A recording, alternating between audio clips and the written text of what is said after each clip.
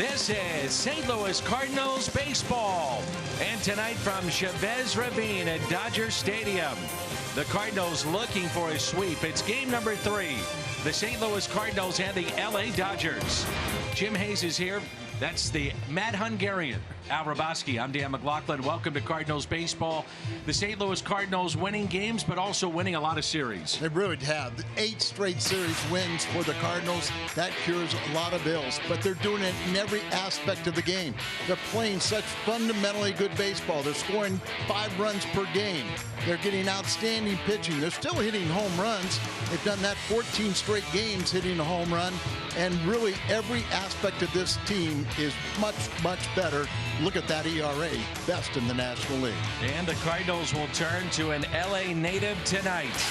Jack Flaherty, one of the top rookies in all of baseball, making himself at home. We're about to find out. Game 3, looking for a sweep.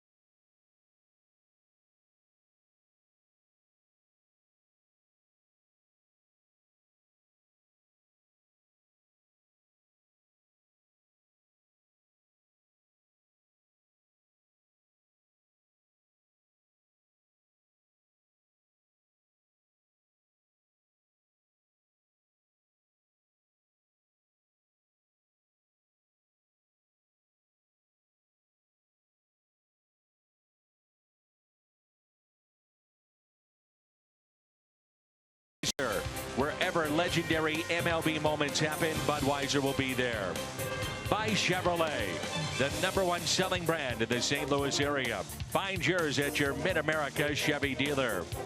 And by Sling TV, live TV you love, only better. And he lifts it in the air. Left center. Gone! How about back-to-back home runs to start the ninth for St. Louis? It's a home run off the bat of Yadier Molina. Get up the middle. Diving stop by Wong. He's thrown to first. Oh, he got him! It might be the play of the year by Colton Wong. The Cardinals have won 8 consecutive series. Well, the fans, the media, his teammates still talking about that play from Colton Wong late last night. Along with Al Raboski and Jim Hayes, I'm Dan McLaughlin. 77 degrees here at Dodger Stadium in Los Angeles.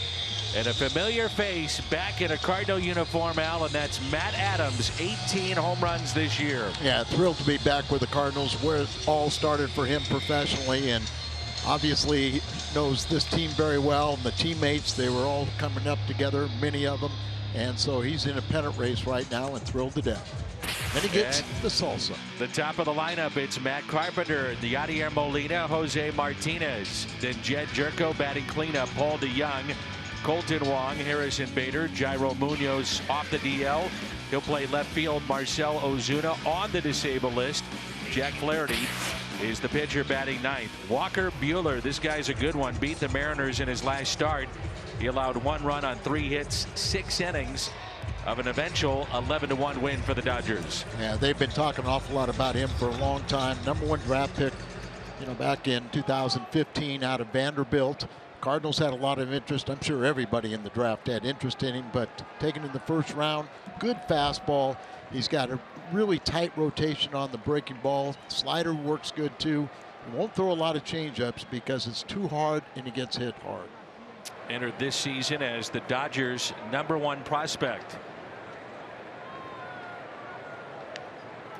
Here's Matt Carpenter, and the first pitch taken for a ball low.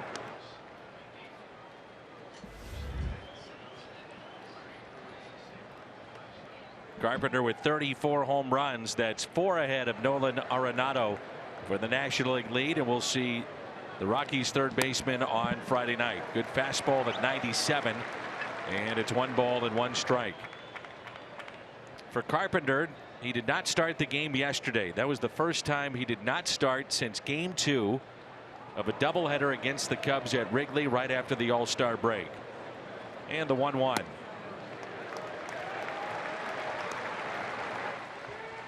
Chad Fairchild, the home plate umpire. DJ Rayburn down at first. Sam Holbrook, the crew chief, at second. Jim Wolf is at third. 1-2 the count. Machado, the shortstop, now backing up in his natural spot with 2 outs.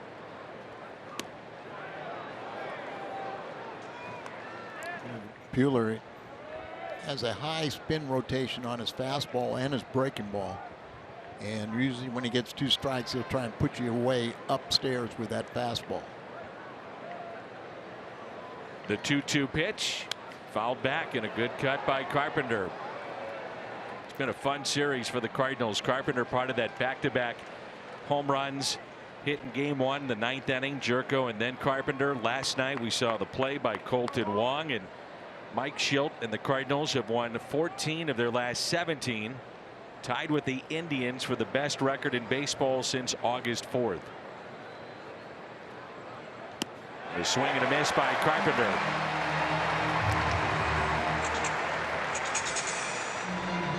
Dodgers have a lot of interchangeable parts, guys that can play all over the outfield and infield. Their defense tonight around the horn, presented by Dobbs Tire and Auto Centers. Peterson, Bellinger, and Puig in the outfield. Turner, Machado, Dozier, and Muncy on the infield, and Yasmani Grandal is behind the plate. Here's Yadier Molina, home run number 16, hit last night. Been a very good hitter at this ballpark. There's a look at Dave Roberts, and they're trying to get things going here with LA. And a nice conversation with Dave Roberts today, Bob Guerin, his bench coach. Very complimentary of what they've seen from the Cardinal pitching. 0-2 the count. Hard not to be, huh? Oh, absolutely. Put on a show with the rookies in this pitching first 2 games here. And this is a pitching matchup of 2 starters we may see for about the next 15 years in the big leagues. Dave Roberts talked about a sporadic workload for Buehler. Inconsistent at times this year. He was in the rotation, then the bullpen, then down to the minor leagues, back up to the bullpen. And there's a swing and a miss, strikeout number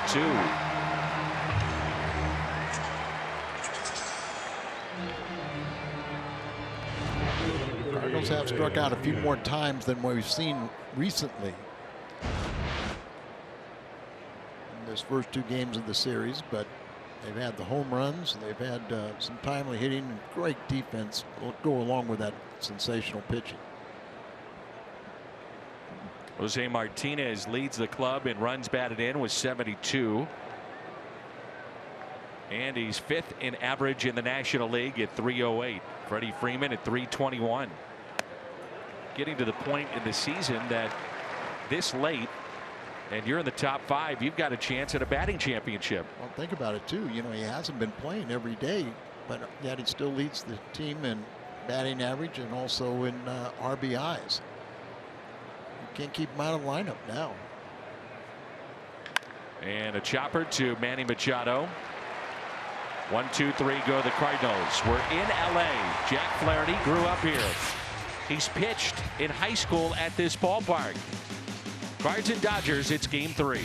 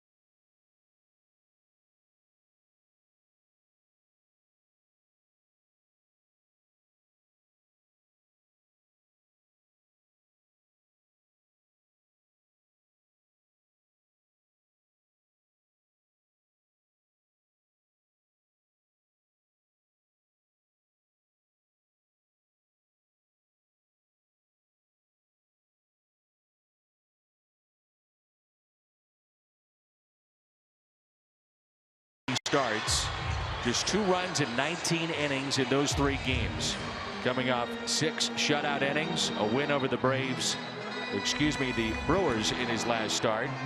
And there's a look at his Hyundai pitch arsenal. Just good stuff.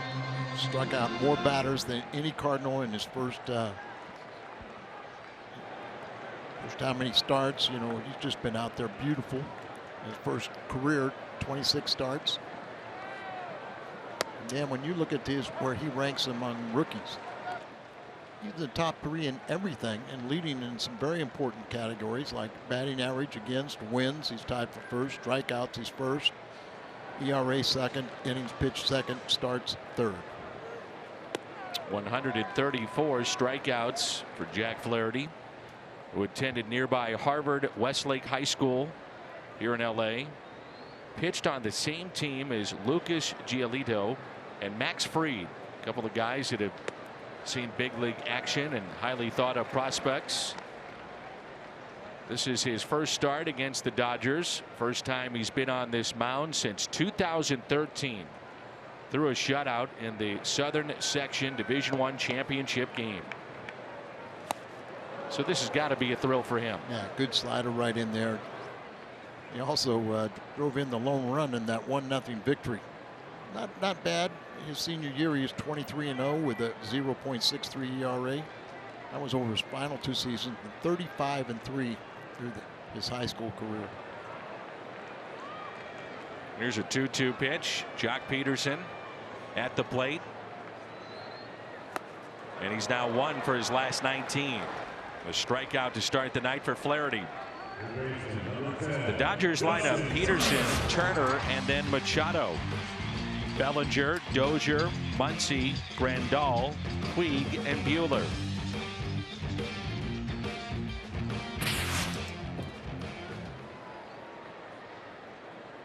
Justin Turner with 9 home runs.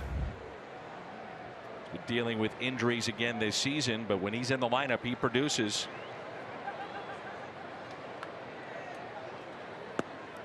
Turner hit a walk-off against the Cubs last year in postseason play, which wound up being on the 29th anniversary of Kirk Gibson's home run against the Oakland A's in the 1988 World Series. And that's it out of play. And he got a text from Kirk Gibson congratulating him. And here it is, 1988. Listening to Vin Scully saying that he would not compete in the game. He did, and he beat Dennis Eckersley. As the scouting report said, with 2 strikes, you're going to get a slider. He got it, and it's one of the most iconic home runs in the history of baseball. And what's really neat about it is that Kirk Gibson finally came back this year, threw out the first pitch in the season opener, and they do a raffle every night, a 50-50, if you will, a drawing. 50% of that went to Kirk Gibson's foundation to fight Parkinson's disease. Kurt dealing with that right now. And they call it seat number 88. It's painted blue in the bleachers in right field. There's a strikeout of Turner. But it's painted blue, and it's an all-inclusive seat right above the 360 sign in the right field bleachers. A blue seat, and half of the ticket proceeds for that seat always go to Kirk Gibson's foundation in fighting Parkinson's disease. What was he? Spent 3 or 4 hours in the training room trying to just get to that possible pinch hit appearance. And he had been, until this year, very reluctant to come back to the Dodgers and talk about that moment. He always defers to his teammates, but he said, you know what? It is a special moment. I should embrace it. It should be recognized, and he's done that this year. Here's Manny Machado. It's great because of the intimidating force he was. He intimidated most of his teammates.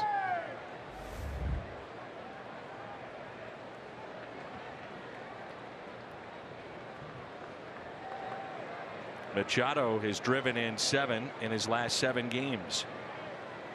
And the 0-1 pitch. It was Ricky Horton told me that when he first met Kirk Gibson, about grabbed him by the shoulders and said, how are you going to make us win? How are you going to help this team? And that's kind of the leadership he had. Ricky was back along with many of his teammates for the reunion of the 1988 championship club, and that's the last time the Dodgers have won a World Series. I had a little visit earlier with Tommy Lasorda. How's he doing? He was ill for a while, but he says I said, I heard you were under the weather. He goes, no, I was under a storm, but doing much better now. He is the oldest living Hall of Famer. Here's a 1-2. Instead, Machado steps out. He was a couple months younger than Red James. Munoz, Bader, Martinez in the outfield. Jerko, DeYoung, Wong, Carpenter, and Molina defensively for the Cardinals. And Around the Horn is presented by Dobbs Tire and Auto Centers. Chance to say hello to the Penguin, Ronce on the field. A 2-2 pitch. A little bit low to Machado. At 24 home runs by the All-Star break with Baltimore. He's played in 31 games for the Dodgers and has hit 5 home runs, including a solo home run in this series. 3-2 the count.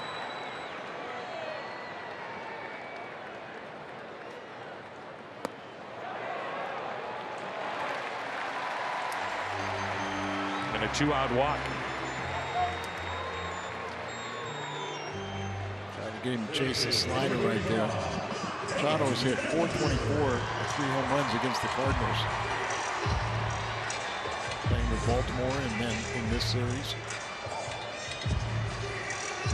There's Cody Bellinger. When he started, he's reached base in his last 22 starts. We've seen him play center field, first base, and left field in this series. Story for the Dodgers, a lack of offense in the series. They've left 25 men on. They have struck out in 24, including tonight, 24 of their 86 plate appearances. They are so dependent on the long ball. And when they don't hit home runs or don't hit enough of them, they just don't score a lot of runs. And the 1-0 pitch to Cody Bellinger.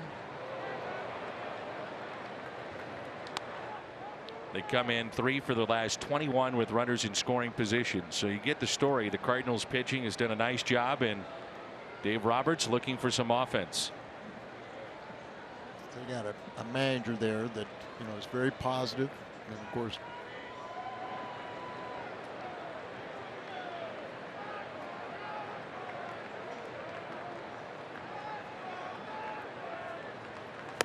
One and two the count.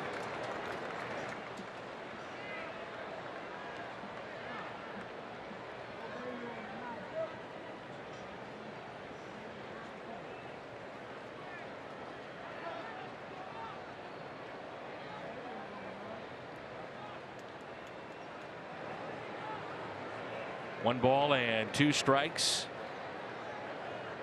And the next to Bellinger with the outfield very deep. 2-2. I think the Cardinals, or at least Mike Schilt, has had a longer leash with Jack Flaherty as opposed to maybe some of the other starters. You know, he's big and strong.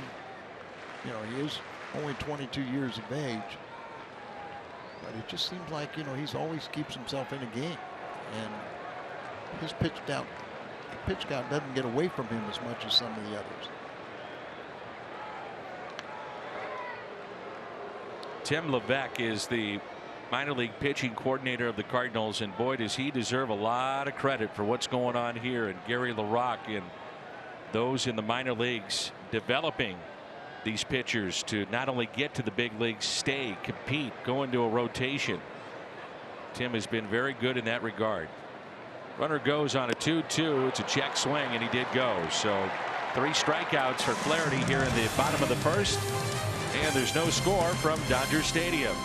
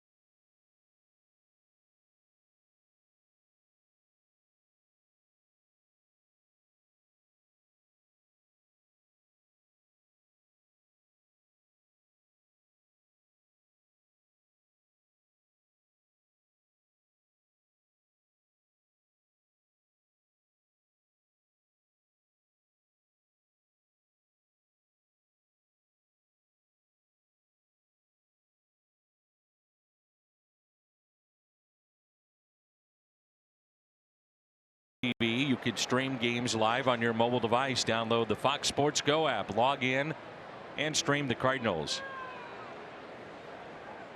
The shift on the left side of the infield for Jed Jerko as we're underway here in inning number 2. I know Jack Flaherty has a really good slider. Some would say a great slider. That first inning may have been his best sliders. That was nasty. He had some real good knuckle curveballs in there, good fastballs, but he likes to put you away with that slider. Backhanded by Turner. That's 4 up and 4 down for Buehler. No Cardinals ever faced Buehler, and only one Dodger has faced Flaherty, and that was Dozier when he was with Minnesota. So I usually think the first time around the pitcher has the advantage. He knows his strengths, and you're never afraid to throw a pitch. If it's your strength against the hitter's strength, you still go with it. There's Paul DeYoung. Been busting him in and down, and then going away with the breaking pitch. Kind of like old-fashioned pitching, huh? You bet. Down and in, or soft away. Up and in, down and away, you know. Here's the 0-1. No balls and 2 strikes. This time of night, very tough to pick up that fly ball. And Puig even saying in right field there, motioning to his center fielder, hey, help me, I can't see it. It's also a time where every infielder has to do the same thing. They have to go back on balls because they know it's tough for the outfielders to pick it up until the lights take effect. Notice last night, Puig in right field. We'll see if it's a factor at any point tonight, but he plays about as shallow as any other right fielder in the game. Trying to take those hits away in shallow right. The 1-2. Think about it too, Danny. We're so right-handed hitting. Another reason why Matt Adams really is a nice necessity to have a power hitter come off the bench, hit from the left side. So a right fielder can play a little more shallow. And a strikeout of DeYoung. Buehler has struck out 3. The first 5 he has seen. A look at the GMC leaderboard. Most wins through the first 34 games managed this year. Alex Cora, Aaron Boone, Mike Schilt. All, by the way, first-year managers. And those were at the start of the season where Mike Schilt inheriting the ball club, doing it with the club was 1 game over 500, and now they're at their high water mark. There's Colton Wong hitting .328 since the All-Star break. Water mark of 13 games over 500. And coming up fast from behind in the Central Division. Little check swing and a foul ball back, 0-2. Now, Danny, you accurately described that play that Colton Wong made last night in the 9th inning. It was a great play. And I asked Colton, I said, is that the best play you ever made? He goes, oh, no. And I go, you're lying. So I saw he came over and we're talking with Oquendo. And I said, that was Oquendo-like. And you know what Jose said? He goes, no, I wouldn't have had to dive. Oh, I'm sure. What a play it was. It was great. Here's a 1-2 pitch to Colton Wong. For those of you that missed it late last night in St. Louis or wherever you may be watching, I described it as maybe the play of the year. Getting to it one thing, but look at how he had to throw it. He told me, he said that may be the best throw I've ever made. And he goes, and I had no idea where I was throwing it. Just all reactionary. He has played with more confidence under Mike Schilt. No doubt. And you know, you think about the second half and how well he started to hit the ball, started to get a little power and a little extra base hits. Unfortunately, he had that little stint on the DL with the hyperextended knee. Really had a tough time hitting on the road the first half, and second half he's done a really nice job. Made the comment when Mike took over, I thought the one player that would thrive Colton Wong. And that has been the case. Just let him play. Here's a 1-2. And he struck him out. Buehler, 2 strikeouts in the first, 2 here in the second, and there's no score.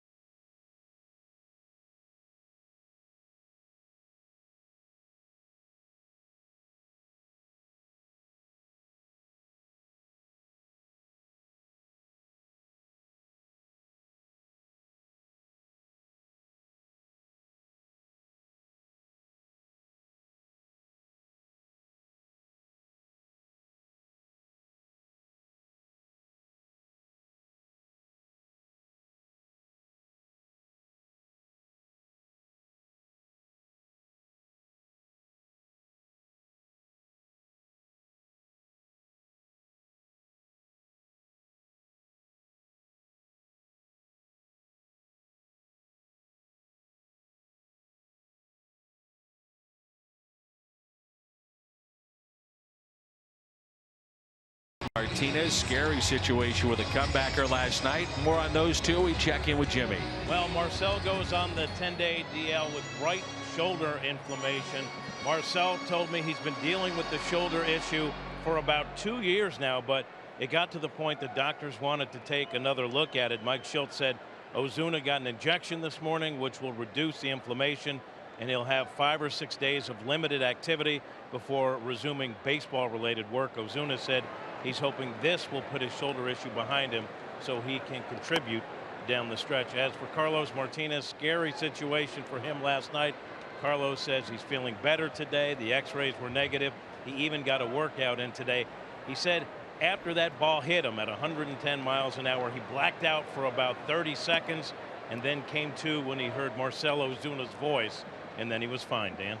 All right, Jimmy, thank you. Scary with Carlos last night. You ever had the wind knocked out of you? Oh, yeah. I mean, you're sitting there gasping for air and you're semi-panicking. And that's basically what happened to him. Scary moment. You know, the Cardinals actually, and I thought it might have been a catch. If they did not get the runner at second base, the Cardinals were going to appeal that play. Talked to Mike Schultz. He thought that also. And that's what verifying that. Carlos also, when he did kind of come through a little bit, he said, "Did we get the out?" They said yes, and that's when he got up. Popped right up. Popped up, head for the dugout. So he's got a little bruise, a little reminder of it on his chest. I wonder what goes through the mind of Daniel Ponce de Leon when he sees something like that. I asked Mike Schultz about that. And I said, I wonder if anybody can look at Ponce de Leon. He said that he thought that he was in the clubhouse at that time, but he really didn't. It didn't register him. He was just so worried about Carlos. Daniel, after the game, apologizing to reporters, he said emotions got the best of him when he struck out Brian Dozier, the man at the plate right now. 2-2. Wong backhands and makes the play. Kind of casual in doing that, but made the play. He's playing with real confidence right now. It might be a little casual because we've seen some of these Dodgers, particularly in the 9th inning last night, they didn't run hard at all down the first base line. But you know what? When you're playing with confidence like that, you know you can trust your arm. You know you can kind of make sure you do everything mechanically correct. Max Muncy with 28 home runs picked up from Oakland. He's driven in 56. Had the game tying hit. Made it 3-3. Game 1 of this series off of Jordan Hicks. Cardinals eventually broke that tie. Schedule for next year has been released, and March 28th at Milwaukee will be the opener of the season. 7th time in 8 years the Cardinals will open up on the road. Home opener will be April 4th against San Diego. April 13th and 14th we will be in Monterrey, Mexico. It's a 2-game series against the Reds. And finally in June, that'll be the 21st, 22nd, and 23rd. June 22nd, 21st, 22nd, 23rd, the Angels. And Albert Pujols will be in St. Louis. That'll be a weekend series. And if you're wondering about the Red Series in Mexico, that is not 2 home dates taken away from the Cardinals. And a final thought on the schedule: 7 of the final 10 games against the Chicago Cubs. Cool. That's the way it should be. You know, the final 3 games this year will be in Chicago against the Cubs.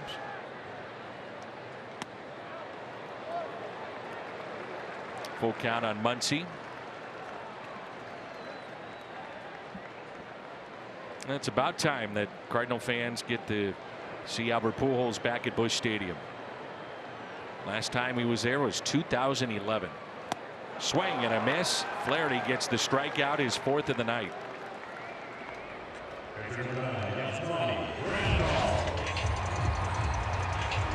Little slider right there, and starts it out outside, have a break over the middle. Toyota key to the game. Well, we talked about Flaherty, you know, being from this area, the Los Angeles area, so back home, control your emotions. I think he's out to a good start. Grandal. Interesting last night that the Cardinals did not keep in the lefty Shreve to face a switch hitting Grandal. Let him hit from the right side of the plate. He's got 21 home runs with only 2 from the right side, and Cardinals at that point went with Carlos Martinez. I asked Mike Schilt about that, and I started off the conversation saying there's no wrong answer. And you know, because of the more success as a left-handed batter, more opportunities, he said, I understand that, but I really felt I wanted the matchup with Carlos Martinez on the mound. And it worked. So sometimes you go with your gut. Sure, you got to go to. Which is kind of gutsy because you had not seen Carlos Martinez throw a pitch for a month. It took him a little bit to get the velocity going. Yeah. Well, he was missing with his four-seam fastball. It had good velocity, but it was up. And the 1-2 slowly hit. Carpenter to Flaherty. And we head to the 3rd. Maybe a pitcher's duel here tonight. No score.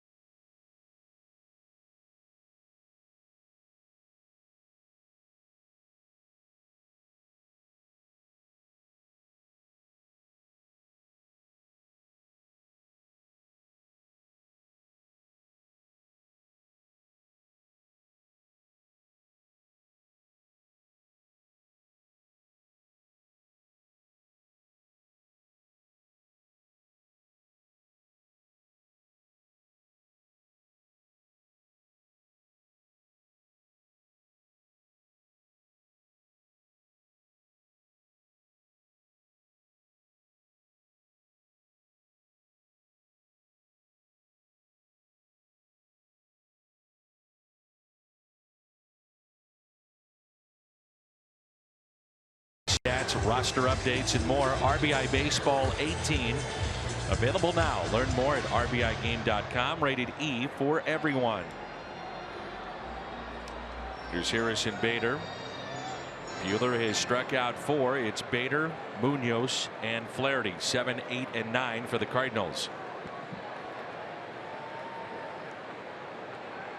Buehler from Vanderbilt. Bader, Florida. That pitch taken inside. I've had a lot of fans ask me why Mike Shildt wears number 8. And that's in honor of Cal Ripken. Mike was 12, Ripken 19. They were the Southern League Championship Club, AA.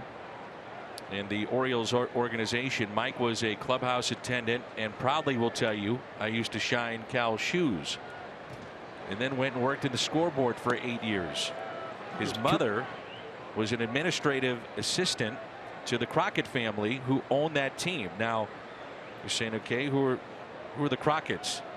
They were heavily involved in wrestling.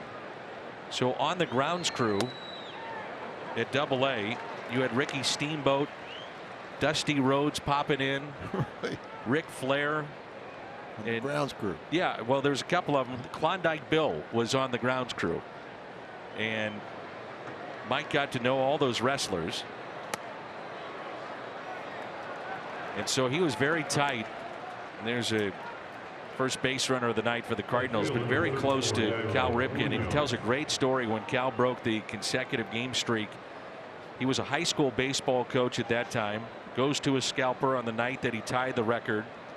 It was a $5 ticket, paid $35 the day that he tied it. His friend was on the Secret Service detail for President Clinton at the time and was supposed to meet him the next day when Cal broke the record at the front of Camden Yards. So he thinks he's at the front entrance. He's at the wrong entrance. Doesn't have a ticket. Pulls out the one from the night before, thinking he might be able to sneak in, and as he says it, I'm not proud of the fact I did this. So the first guy rejects him, goes down to the next turnstile. He says no problem. Boom, snaps the ticket. He's in. Runs into his buddy. He watches Cal Ripken break the streak. They're playing the Angels. They go back and resume play. The first foul ball lands at the feet of Mike Shildt after he breaks the consecutive game streak, and Mike Shildt has that ball landed at the feet of the service agent, his buddy, and Mike Shildt.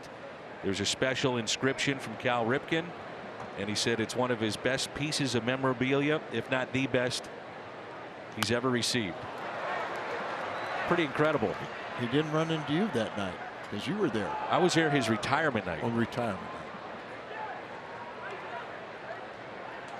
So we're learning a little bit more every day about Mike Shildt. Well, we also know that he is truly a baseball lifer. It's been described to me, lifer, rat, baseball rat that loves just everything about this game. John Mozeliak telling me the other day that you have, you know, some guys that get done with the season. As Munoz picks up a base hit into right field, you know Bader's on his way to third. Puig's throw, not in time. Munoz to second. He is out. Yeah, so but tag applied there by Dozier.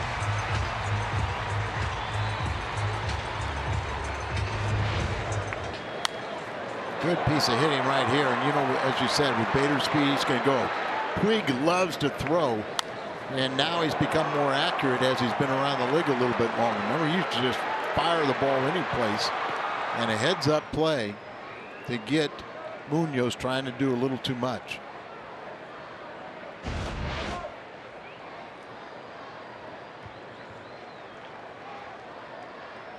And now Flaherty, the infield in.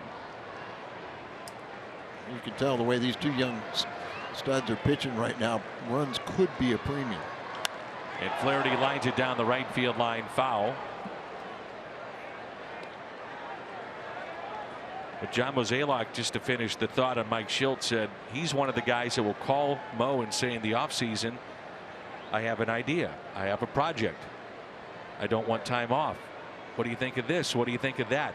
He just loves and absorbs information and people in the game of baseball. Here's an 0-1 pitch to Flaherty. Now 0-2. Jimmy, what do you have for us? You always talk about how Mike Schultz says he doesn't have much of a life during baseball. I was asking him what he does to relax. He does read, and he said he got some advice from Tony La Russa. During baseball season, you got to get away from it. He reads mysteries and thrillers. Off season, he reads about baseball and leadership. During the season, he has a little fun reading, man. He's such a fun guy to be around. So appreciative of how open he's been with us. 35 for 34 with 15 strikeouts, looking for his first RBI.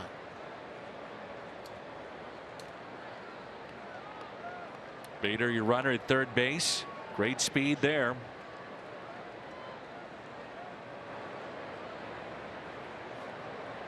And a swing and a miss. That's now 5 strikeouts for Buehler.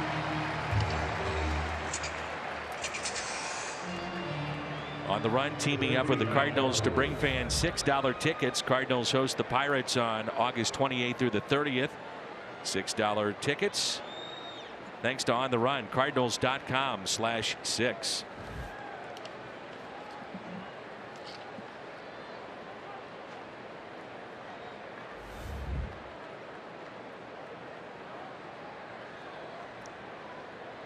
Carpenter doesn't look fastball here.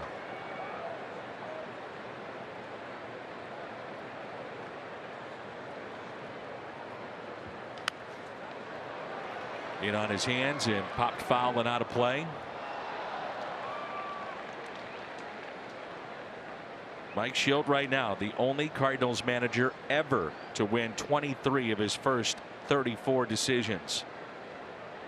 Took over 1 game above 500, 12 games above 500, and only 34 games managed.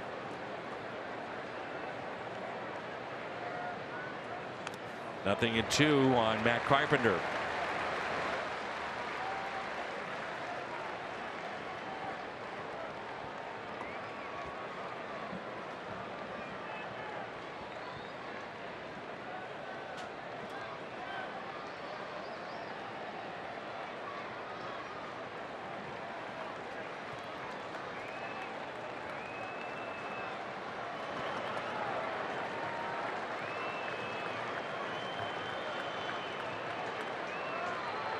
The 0-2 up and in.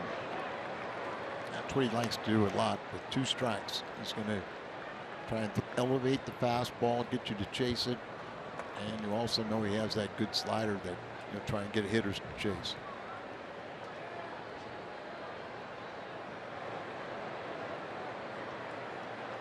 Big gap in right center.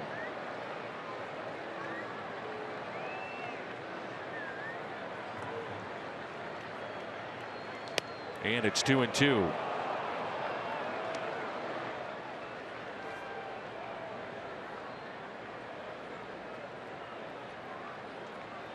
Washington has tied the game in the bottom of the 9th. A Ryan Zimmerman double to score Soto with 2 outs. 7-7 now with the Phillies.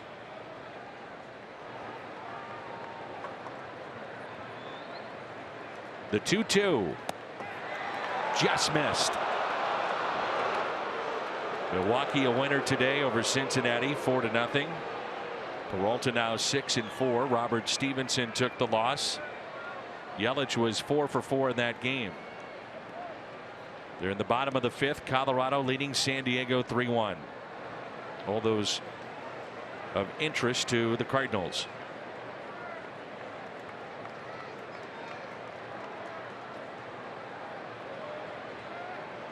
Get together there. You want the fastball, you want the slider.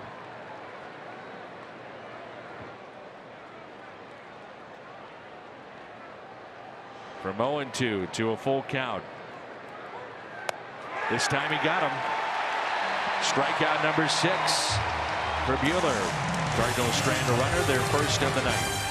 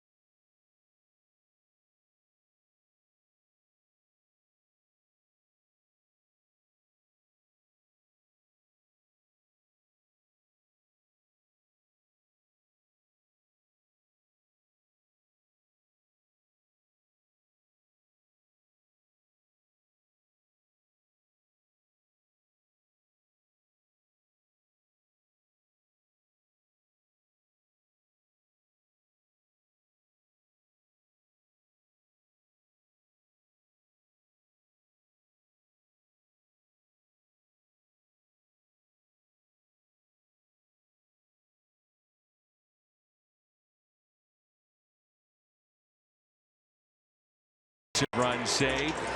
First in that category. Ultimate zone rating as well. Ultimate zone rating, if you're wondering, compares balls that are similarly hit in the past to determine how much better or worse the fielder did than the average fielder. All metrics, he's the best fielder. I think it's now major leagues. At second base, major leagues, not just nationally. There's Yasiel Puig. He probably won't get the Gold Glove because so many times at award, the Gold Gloves voted on by the managers and coaches go to an offensive player. The defensive run saved, number of runs a player saved or cost his team on defense relative to an average player. Here's what you need to know. He's really good. And getting better. 1-1 to Puig, and he pops it up. Molina wants it, and there's one away. Major league pop up there. Washington gets another run in the bottom of the ninth, and they walk off Philly 8-7. A double was reviewed and then ruled a home run. Wow.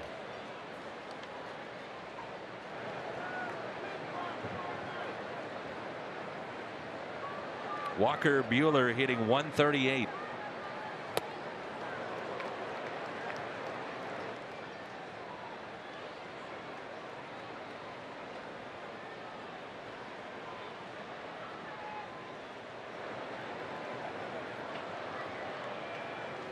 Oh, and 2.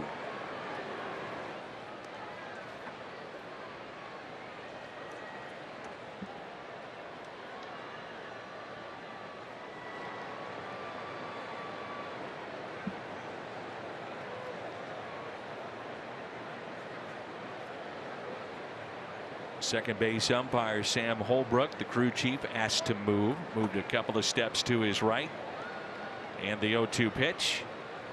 Not sure it would have mattered. Strikeout number 5 for Flaherty. Fox Sports Midwest and the mission continues, teaming up for a service project on September 15th. You can help join military veterans at the Missouri Division of Youth Services for projects that will improve youth homes and activity areas. Visit missioncontinues.org to volunteer.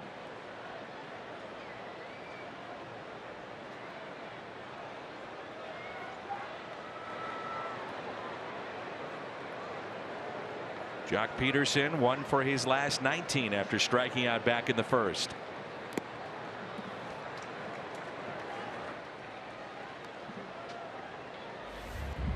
We were talking between innings how Flaherty's slider, you know, it's tough on righties. It's been tough on lefties too. Yeah, a lot of guys are afraid to throw it, a right-hander to a lefty. Lifted in the air to center field. That'll carry to Bader. And a 1-2-3 for Jack Flaherty. We head to the 4th inning, and there's no score.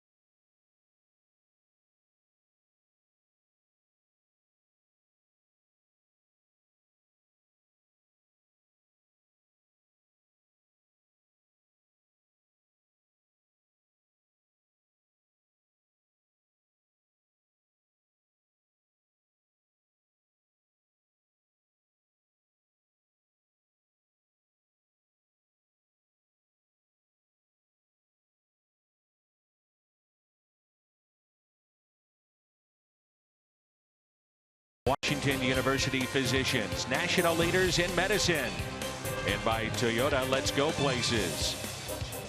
It's a collection of gold gloves, and at the very end of that hallway, elevators that will take you from the clubhouse to the press box. Very impressive down in that area with gold gloves. They've got Cy Young Award winners, Jackie Robinson Rookie of the Year award winners, their retired numbers, Hall of Famers. Quite the display, which we have over at the Hall of Fame and Museum in St. Louis at Ballpark Village. 0-1 to Oquendo. Now 0-2 on Molina.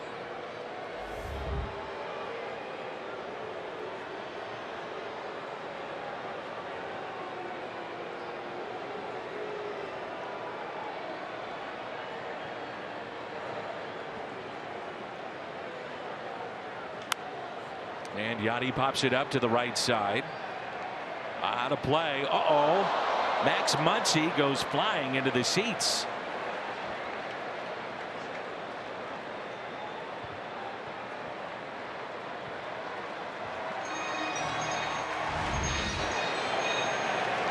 Check, but it's that low railing, and we'll just fly right over it. Used to see more of that in the left and right field, right in the corners. I'd say Max was a good 8 feet away from that ball. Yeah, I mean, he had no chance. That was being kind.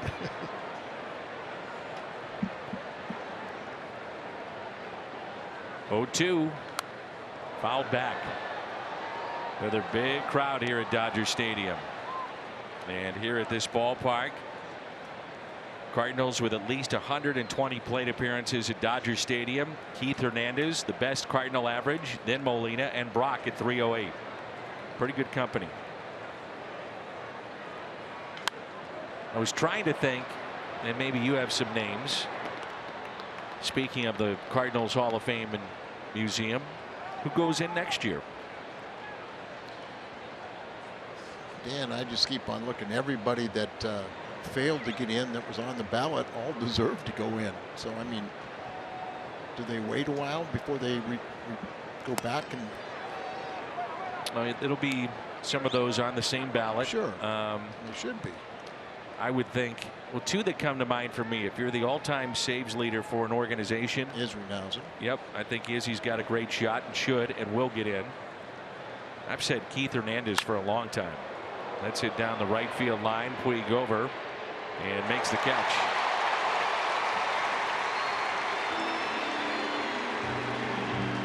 I put it this way and see if you agree. If Keith Hernandez gets traded to the Angels, I think he's already in the Cardinals Hall of Fame.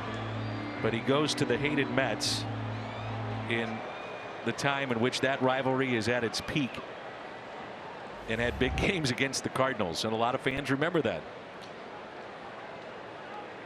Maybe. I'd look at it the other way and say it might enhance his numbers, because, you know, when I played with Keith, he was very young, and, you know, he was more of a pinch hitter for our ball club and would go in to play defense. So, you know, other than, you know, when I was gone after the 79, when he won the MVP, and his numbers were so much better than Willie Stargell's, but the Stargells, We Are Family, won the World Series that year. They tied. I have never seen, still to this day, a better defensive first baseman.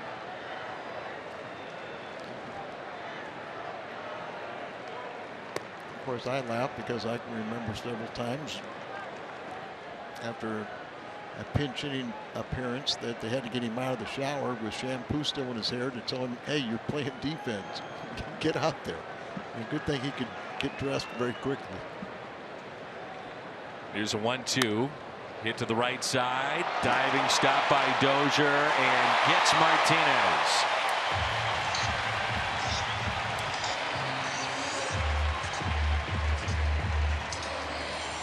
Not exactly the wrong type play, but he does a nice job. Dives for that ball, gets up and throws out. Carlos, you know, right now we've got a shift coming on for Jerko. And Tony Perez was talking about shifts and says, you know, these hitters don't know how to hit to the opposite field because nobody plays pepper anymore. And when you play pepper, you kind of guided the ball and you would push it all around to where their guys were. And it really is an interesting point. Scott Rowland, by the way, was in St. Louis. Another one that I think will get to the Cardinals Hall of Fame. And they were talking about shifts. It was Scott and John Mozeliak, and Mo was telling me the story where Scott essentially said, why are they worried about the shift? Learn to hit the ball the other way. And that's what Tony Perez was saying. Well, he didn't do that with us because we could hit to the vacated area.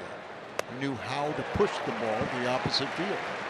And pushing the ball for a base hit is not what you see in today's game. You see guys with big swings looking to put the ball over the wall. Yeah, and you also, it's a difference. You had a two-strike approach that where you. That's lined, knocked down by Dozier, and it was not a catch, obviously. So Jerko is aboard. Yeah, Jad really, you know, this is more like a two-strike approach of today where you're just trying to make contact, but really reaching out on the curveball. It's a ball, but he just gets it off the end of the bat, gets it over in the infield, and then they had the shift on and got the hop, and Dozier couldn't make the play.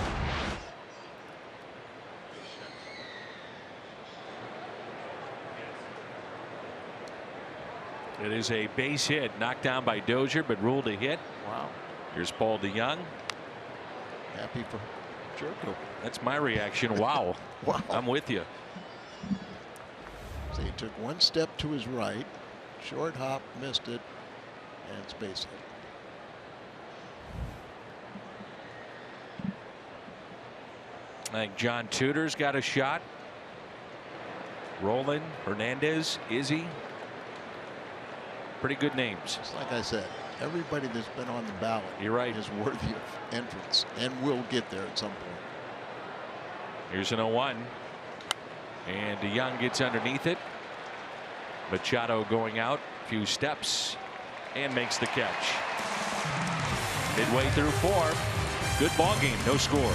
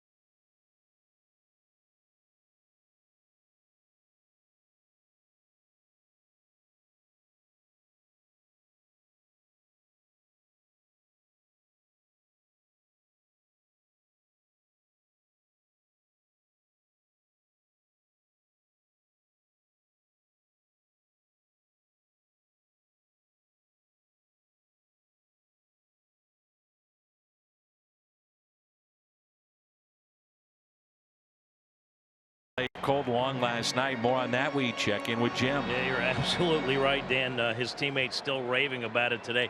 Greg Garcia told me it's crazy because you expect him to make those plays now. No one else in baseball makes a play like that. Colton deserves the Gold Glove. He's the best defensive second baseman in the league by far. Dan, some of his teammates are worried that not enough people around baseball are taking note of what Colton's doing. We see it every night. I think it's a good point. Got to trump his case, don't we? Certainly deserving. Well, it's always one of those awards, and like I say, it's voted on by the managers and the coaches, and they usually go for an offensive player that is a good defensive player, but has good offensive numbers. I've always loved the comment that Kenny Reitz says to Mike Schmidt. How do my Gold Gloves look on your mantle? Exactly. And Kenny was just a phenomenal Zamboni machine, but Mike Schmidt was a Hall of Fame player and a good defensive player, but the numbers offensively contributed to him winning the Gold Glove. When 0-2 lifted to Bader off the bat of Justin Turner.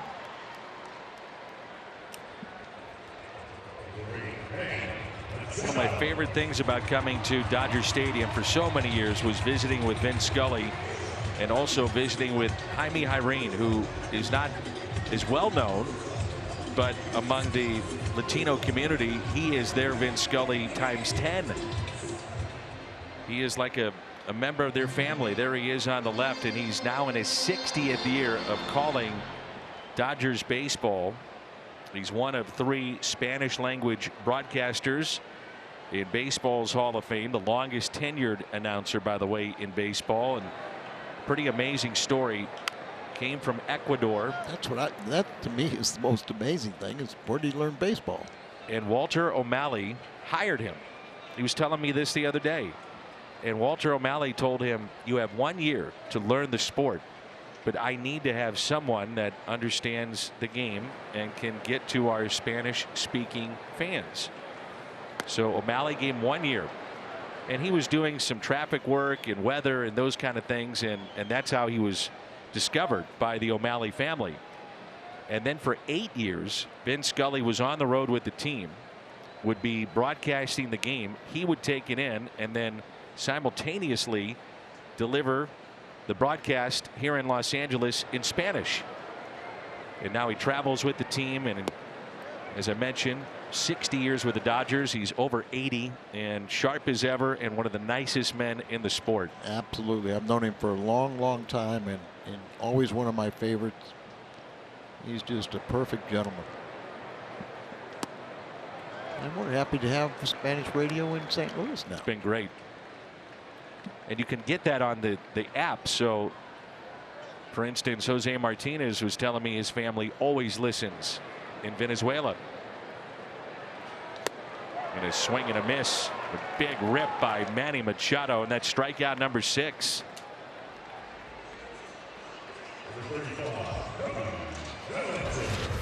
No strikeouts per 9 in National League this season. BP brighter picture. Scherzer and then Flaherty. That's how good he's been.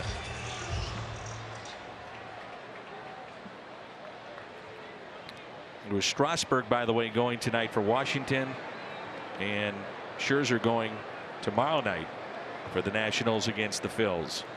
Here's Cody Bellinger. There's also an advantage when you come out here, especially from St. Louis, and you're pitching on this mound. You feel like king of the hill.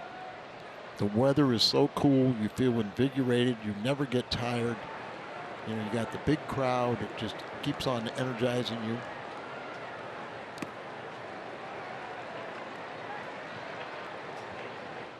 Two balls, no strikes. Flaherty has had 1 base runner tonight. That was a walk of Machado back in the first inning, and that has been it. Just see from the early start of this game, he looks sharp.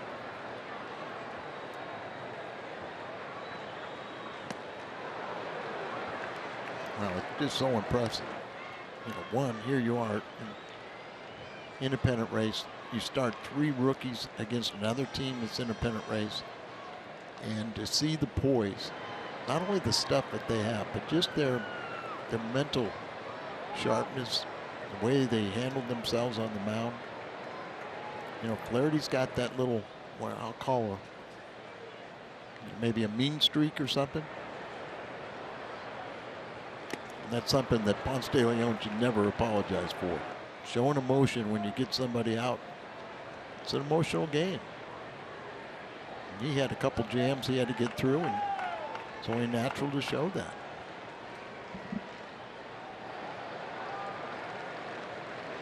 And the 2-2 pitch. Lined into center. Here comes Bader. He's there. Makes the catch. We head to inning number 5. No score.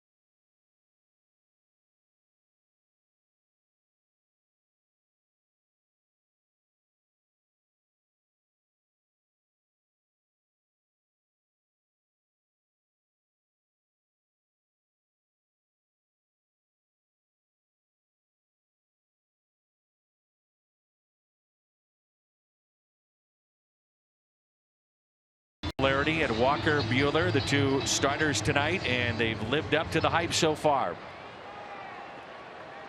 4 innings for Flaherty. And Buehler now pitching into inning number 5. He's walked 2, given up 2 base hits, struck out 6. Here's Colton Wong trying to bunt his way on and pushed it foul.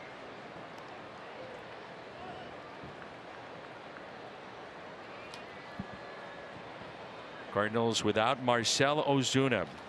And Ozuna had been swinging the bat in the last 24 games at a .320 average. 6 home runs. I know he talked to you about his shoulder the other day and his arm and struggling to throw the baseball, but he was hitting it. That slapped the other way. Turner was playing in, and there's 1 out. Yeah, Ozuna had 3 home runs the last 7 games and 10 RBIs the last 13 games. Got the injection today. Usually don't do anything for about 3 days, 72 hours or so, and then slowly start getting into baseball activities like Jim said. First pitch strikes, 12 of 15 for Buehler. Here's Bader hitting .333 in the month of August.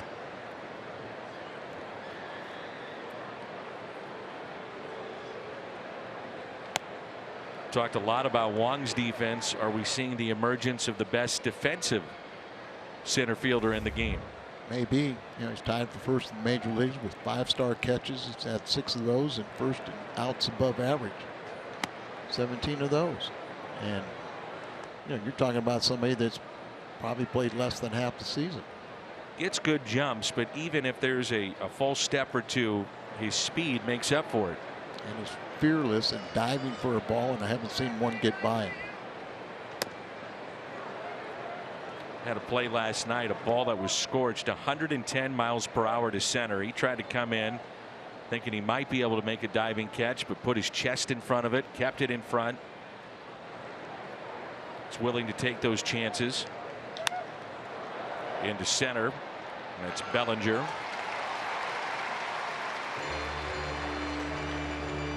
Two outs, and it brings in Munoz. Join us for Purina's Better Together Pet Adoption Days at the ballpark, August 28th and 30th. Head to Ford Plaza prior to the games to meet adoptable furry friends from 5 Acres and the Belleville Area Humane Society. Tickets at Cardinals.com. Cardinals have been a better base running team for the most part. However, Munoz a mistake back in the 3rd inning. It was a walk to Bader, single to right by Munoz. Bader went to 3rd, and Munoz trying to be aggressive, get to second base, and ran into an out. Really heads up play by Turner, the third baseman, because Puig's throw went all the way to 3rd, and he came in, knew they couldn't get Bader, but saw that Munoz was trying to go to second base and fired a strike there, and they got it. So, it's one of those being aggressive, but you got to think about it a little bit, be under control. But would have been really nice if he would have had runners at second and third and nobody out.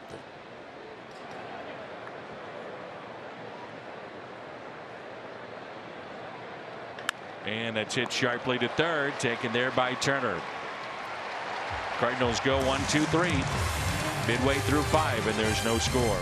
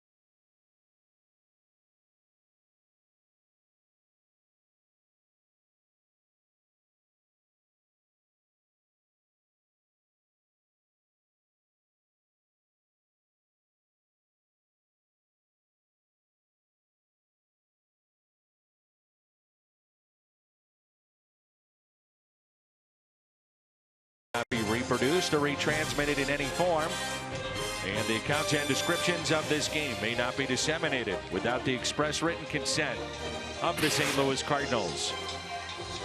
Well, Jack Flaherty has been sensational, making his major league debut at Dodger Stadium. Has never pitched against the Dodgers. We mentioned it earlier. They pitched here in high school. They have a thrill for him. Said these two starters may be going against each other in the next 15 years. Two of the best young starting pitchers in the game right now, and they haven't disappointed.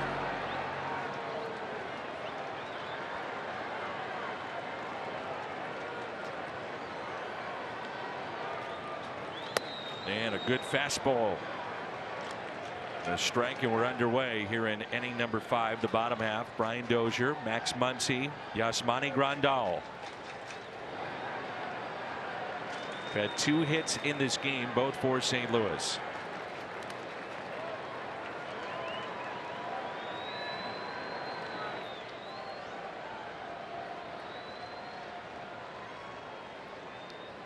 Yeah, 61 pitches here, so it's been very economical considering 6 strikeouts and a walk.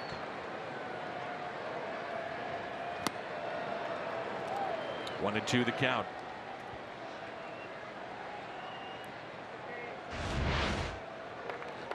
Good slider.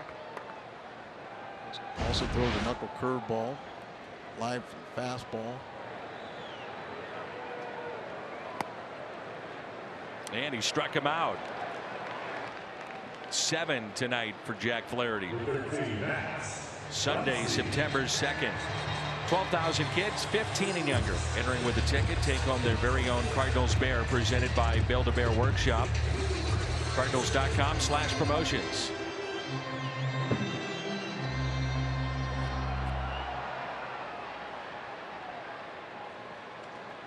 Seven strikeouts, 1 over the minimum.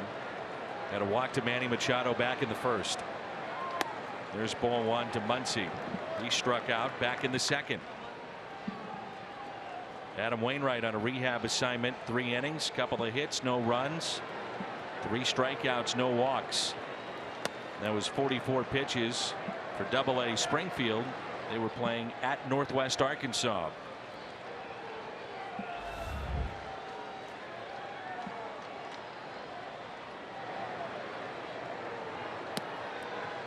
Sometimes it's tougher to pitch to those minor leaguers than it is to big leaguers.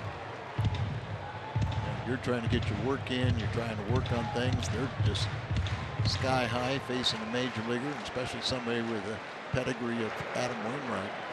And to me, it's good to see. I don't think he's walked a guy yet.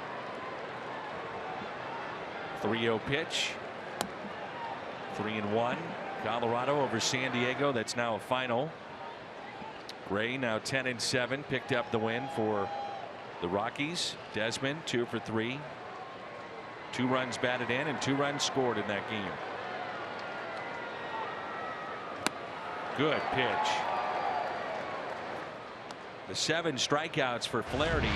7th straight game with 7 or more. Most since Chris Carpenter had 7 straight. 2005, the club record. He's closing in on that. Bob Gibson did it 9 straight. You start talking about Carpenter and Gibson, you're in good company.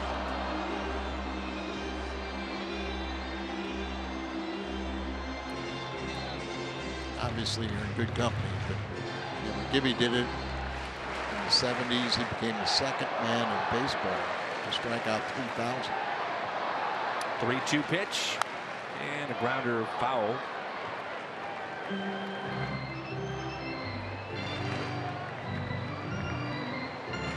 Bob Gibson was in town for the Hall of Fame and had a chat with Jack Flaherty. And I talked to Bob on the trolley over to MC the event. And he said, I like that Flaherty. He likes to pitch inside, doesn't he? Got him. Comes back and strikes him out, and that's 8 tonight for Jack Flaherty.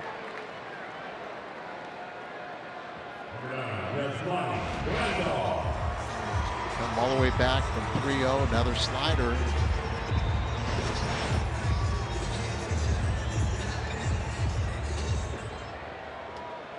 You don't think he's fired up tonight? And you know what? You just watch him. He's just so calm and collective. I say he hadn't broke his sweat yet. There's the knuckle curve. Backdooring it. Yasmani Grandal grounded to first. And he's 0 for 1. Here's a 1-0 pitch. One of the arts of pitching is get ahead in the count and then never have to throw another strike. Have a hitter expand his zone, get himself out.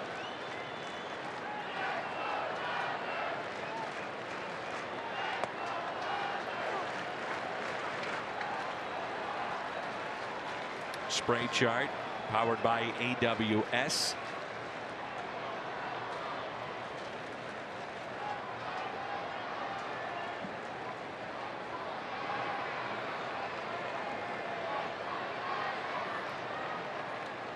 That spray chart, I think Munoz should move a little bit towards center field, but they've been pitching him away. Now Jerko will get on the second base side.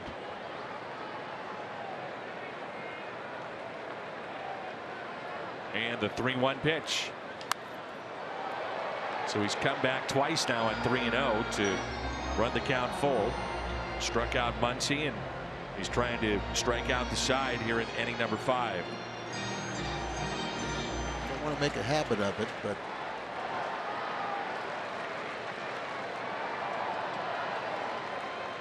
(3-2), and he missed. 2-out walk. The Dodgers have lost 8 of 11, including 2 in this series. Their 3.5-game deficit in the West, their largest since entering July with that same deficit. So they're trying to get things going.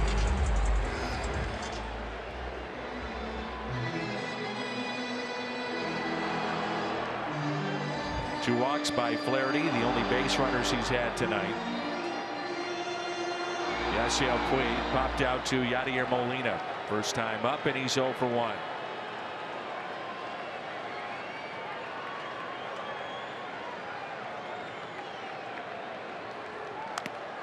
There's strike 1. That one caught Molina, and so the home plate umpire Chad Fairchild will give Molina a little break here. Makes you think about what his body feels like at the end of a year. How beat up he must be. How beat up he must be going into tonight. Top of the right knee pad. Oh, those pads overlap. You know, sometimes you'll find a seam and get right in. Right off the bone and flesh.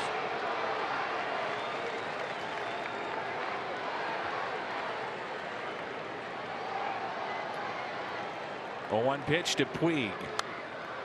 0-2.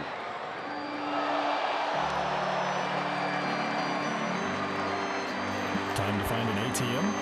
Again? We understand. Great Southern Bank. We're fans too.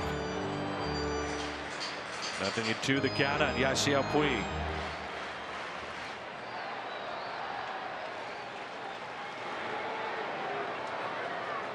Looking for strikeout number 9 on the night. In the dirt. I mean, right now, in this plate appearance alone, Yadier Molina's taking one off the knee. Then he has to get out and block that ball. That doesn't feel any good. You get the impression that in October he sleeps well. If you don't go to postseason. In a bucket of ice. A ball and 2 strikes.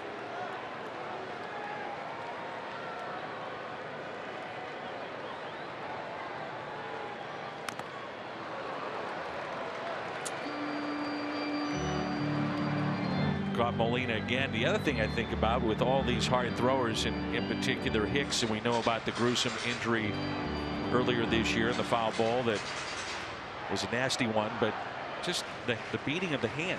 Sure. I mean, all these guys coming in are throwing 95 plus. Especially when you talk about a sinker ball pitcher who throws at those velocities, it feels like you're catching a shot put.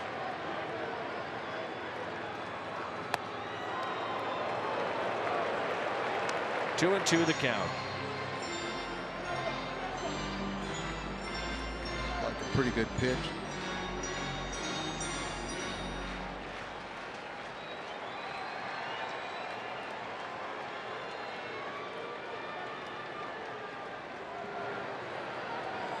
Yadi called time here. 2-2 count, 2 outs. You do have the pitcher on deck.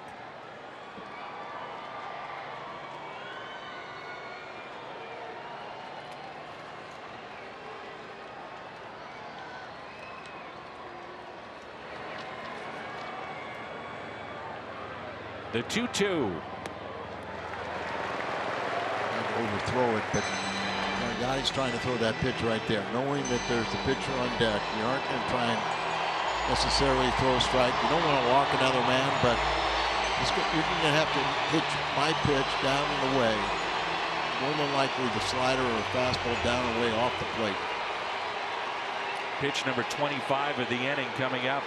Slider.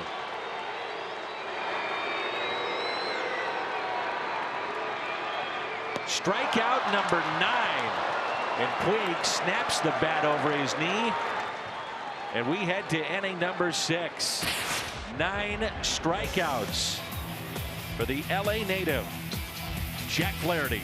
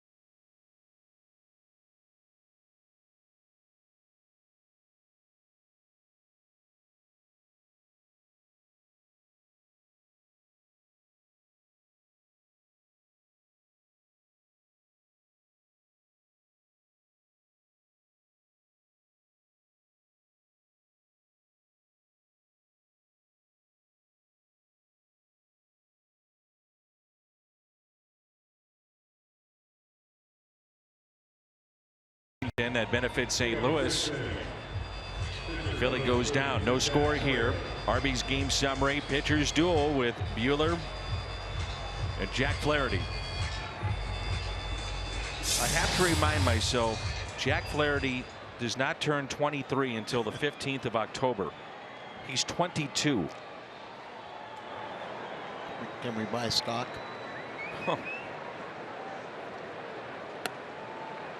X21. You know, I mean,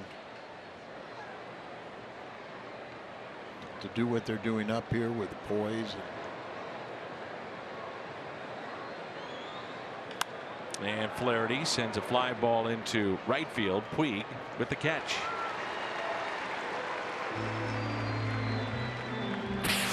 No game tomorrow. Off day for the club. And then we head to Colorado. Again, a 3-game series at Coors Field, 8 o'clock on Fox Sports Midwest, St. Louis time. And we hope you join us. Miles Michaelis against Antonio Senzatella.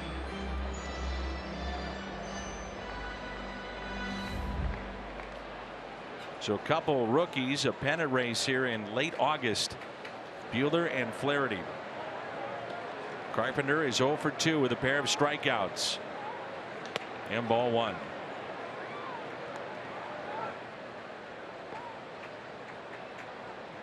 One thing we've seen in this series, the youth and coming out of the bullpen, just how well the Cardinals right now are stocked in their bullpen.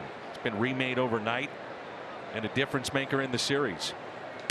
I mean, it's really a luxury having guys down there that have the ability to throw multiple innings. Set you up to where you can get to the 8th and 9th inning and go to reliable Hicks and Norris.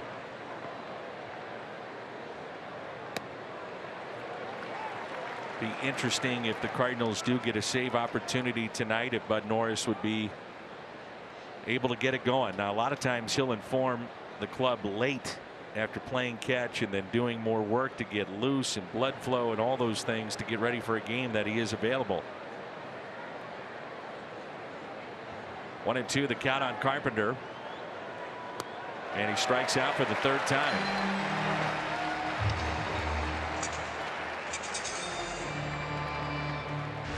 The Chevy Fox tracks, strikeout number 7. See him off the plate.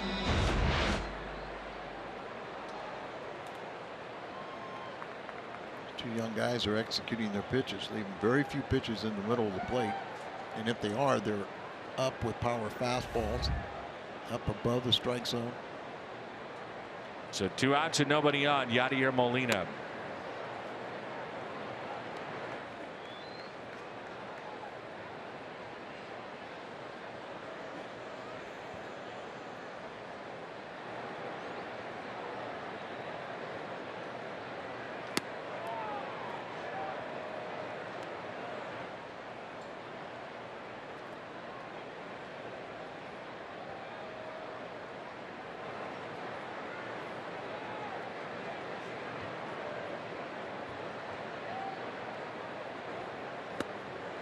Two and one to count. Took some off it. Maybe his changeup, but it's so hard. There really isn't that much differential between the fastball and his changeup, and sometimes it gets hit hard because it looks like a.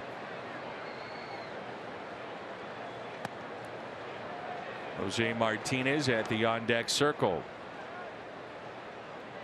Cardinals at 70 and 57. We mentioned they started play 2.5 games back of Chicago in the Central. That's 2.5 games out of having the top record in the National League.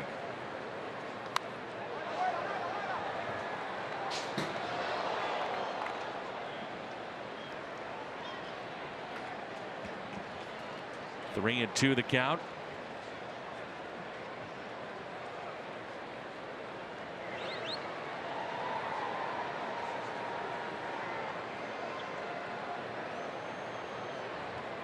And he walked him, a 2-out walk. Friday, August 31st. Budweiser providing 30,000 fans 21 and older.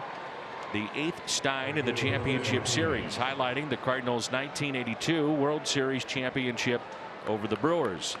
Tickets Friday, August 31st. Cardinals.com/promotions. I would have to think that tickets are selling a little bit better than they were at the beginning of the year. Team is fun to watch. Winning baseball. Well, I know you get the same messages I do, or find people in St. Louis now who are really talking baseball and how much fun it is to watch. They are energized. It's maybe the best guy to have up with in a 2-out situation. A little bit better if he's got a man in scoring position, but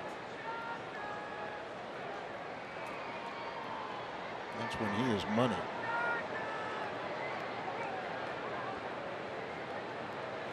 Here's a 1-0. 1 ball and 1 strike.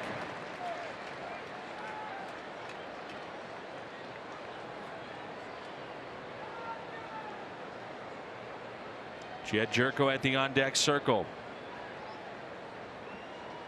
Cardinals have won 8 straight series. Last time they did that, 2009. They had 10. That's fouled back.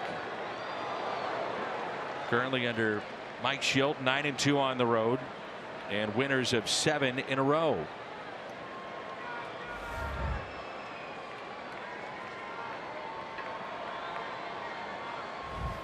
Martinez is grounded to short, grounded to second. It was a diving play by Dozier to take a hit away. That was back in inning number 4.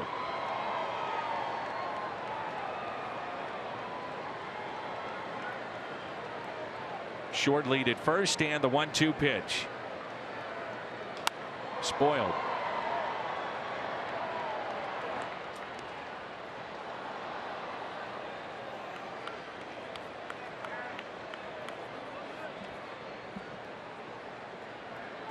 No activity in either pen. Pitch count at 86 for Buehler.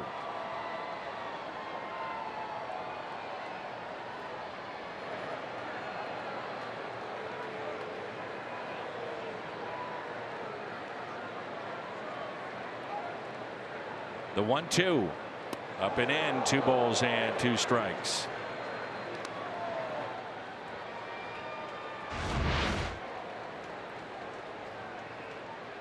The tendency when he's ahead in the count that he'll throw a lot of fastballs, and he's been doing that in this at bat.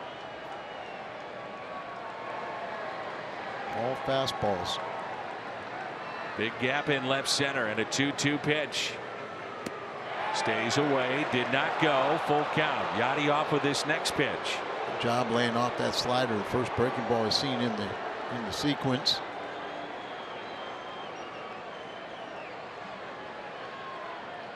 So the play behind Yachty or Molina in this spot. Buehler, by the way, is due up first in the bottom of the 6th for Los Angeles. And look fastball.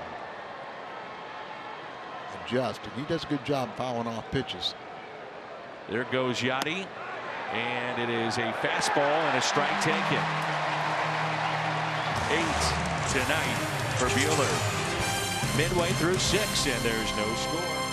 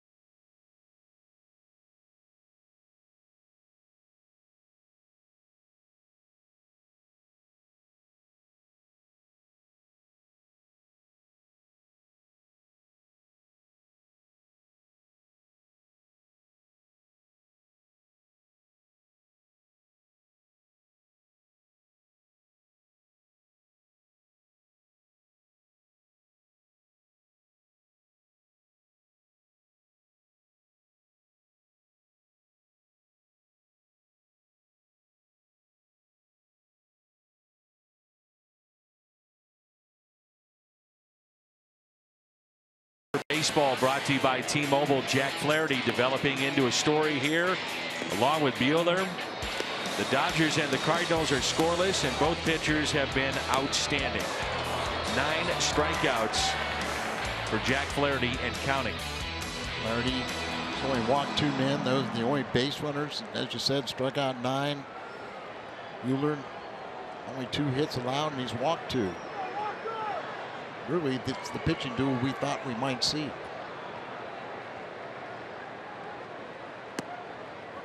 Strike 1 to Buehler, and then Peterson and Turner.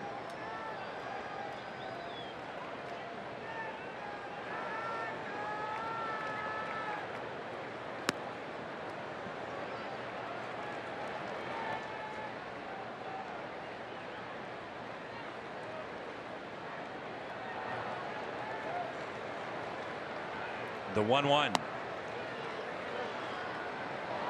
1 ball and 2 strikes from the 22-year-old Jack Flaherty. He's had 2 walks in this game, and that has been it. The 1-2 pitch.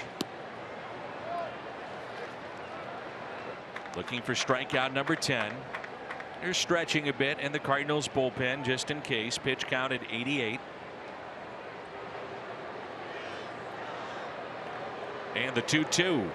Got him. Strikeout number 10 for Jack Flaherty. And it's a shame at some point the pitch count's going to get these 2 guys. Don't miss Budweiser Bash Tuesday, August 28th.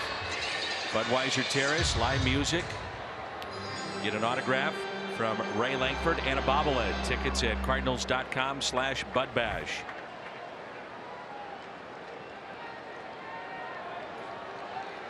He struck out 5 of the last 7. We were talking earlier about how they really don't baby him at all. He's gotten over 100 pitches many times, and his high this year is 120. That's when he struck out 13 against Philadelphia, and 2 more times he's gone 110. Here's the 0-1. In the air, deep right field. Martinez back at the wall, and it's gone. Jock Peterson, a home run, number 19, and the Dodgers, with their first hit, get on the board.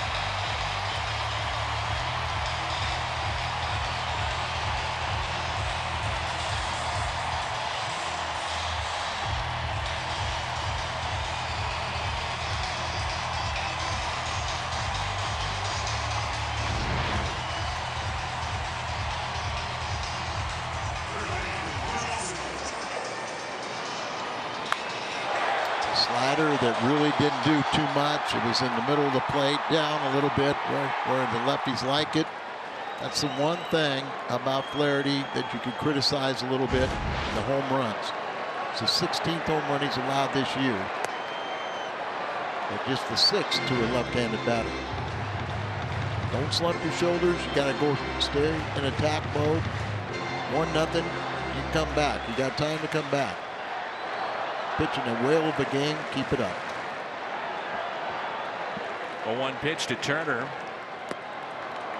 0-2. Peterson had been 1 for his last 20 prior to that home run.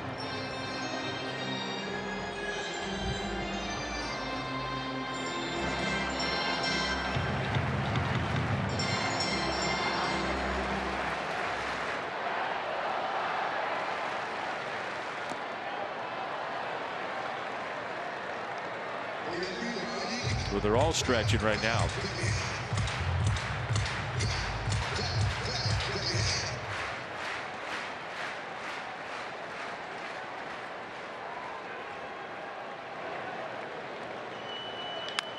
Ground ball foul.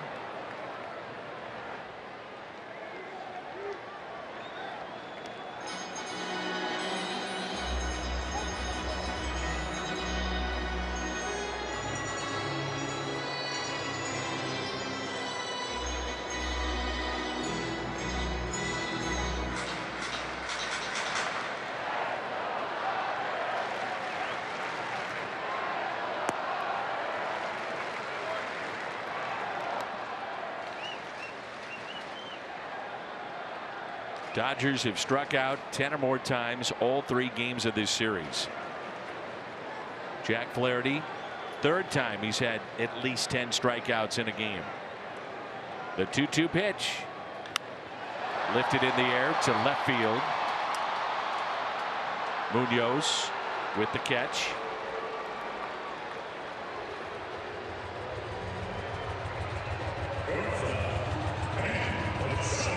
Brings in Machado. 97 pitches for Jack Flaherty. Might be his final inning of work. Could be. We'd hope it would be, because the Cardinals have a big offensive run and they have a chance to add to their lead.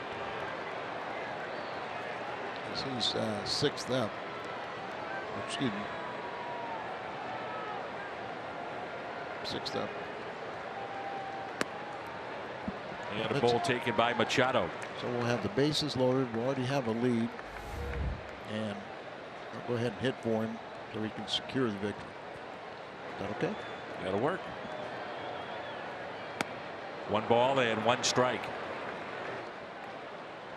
Still right there on his 99th pitch, still making good pitches, fooling very good hitter.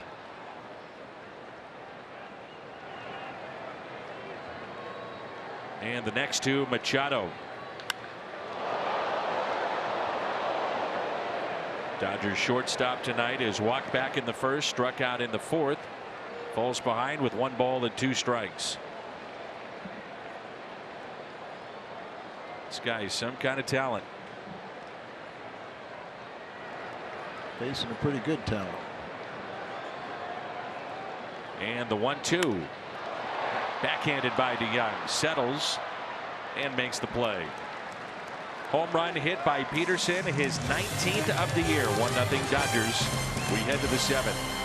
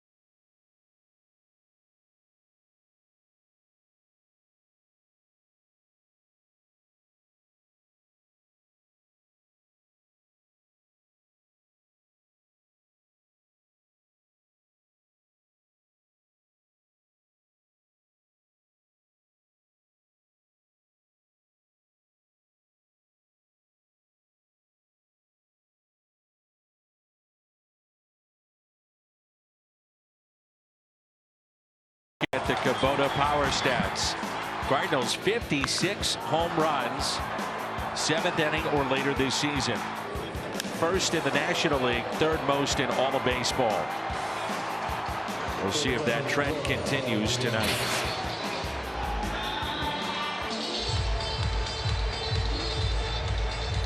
Gateway Honda home run inning. Cardinals hit a home run. The Gateway Honda dealers donate $1,000 to the Make-A-Wish Foundation of Missouri. The Cardinals have homered in 14 straight games. So let's keep that trend going. Let's get in the pocket of our Honda dealers. The dealers are good friends. Jerko 1 for 2 on the night. Hit a hard hit ball up the middle. Dozier was playing there. Took it on a short hop, hit off his chest, ruled a base hit. That's one of the Cardinal hits. The other, Jairo Munoz with a single to right field back in the 3rd. That has been it. We've had a total of 3 hits in the game. The 1 hit for LA, a home run. Jock Peterson, number 19, 1-0 Dodgers. 2-0 the count on Jed Jerko. Off the end of the bat. 2-1. Cardinals on their bench. Different look when you got Matt Adams from the left side. Also Greg Garcia, Tyler O'Neill from the right side, Francisco Pena, Here's a 2-1. And it is pulled off the glove of Turner, and Jerko headed to second base.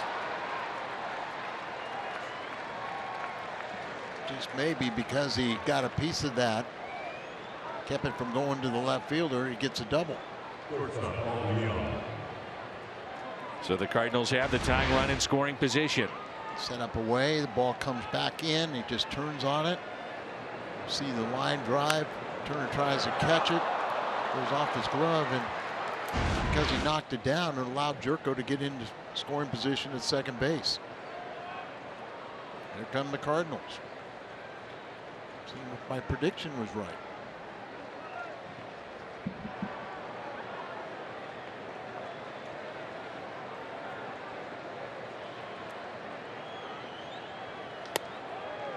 And a strike to Paul DeYoung. So this is where you're talking about having that productive at bat. Trying to at least drive him to third base, if not drive him in. He struck out and popped out. Just telling you the conversation I had with Tony La Russa, talking about the Boston Red Sox. They're just on fire. Having a little trouble, but how they emphasize in this situation, get that man over to third base with just one out or less. 0-2. Give your the ability to give yourself up, push it to the right side.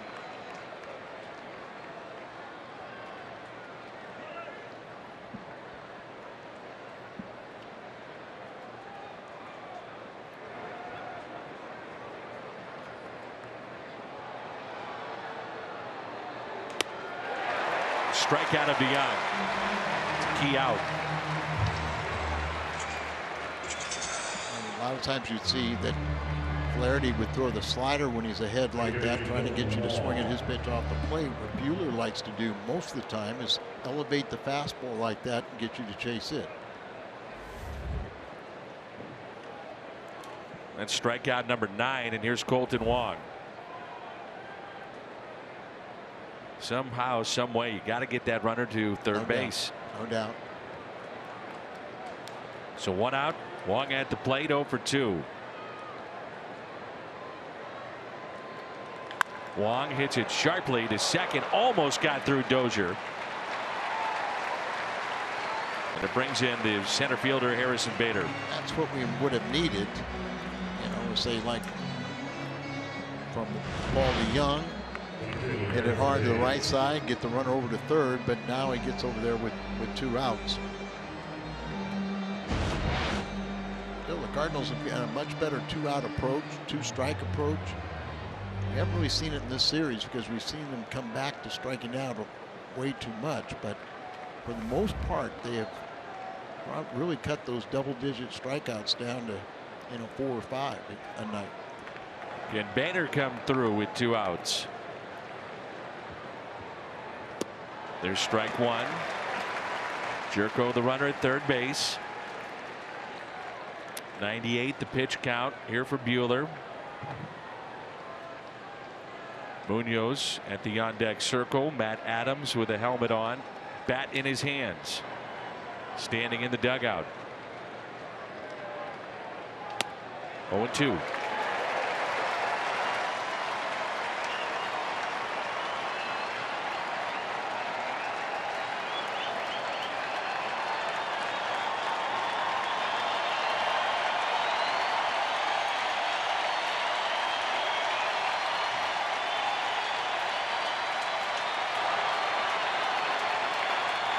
The next to Bader. There's that fastball up. I thought with Bader he might try to maybe throw the breaking ball. There's always that possibility. The runner at third, he'd throw a wild pitch.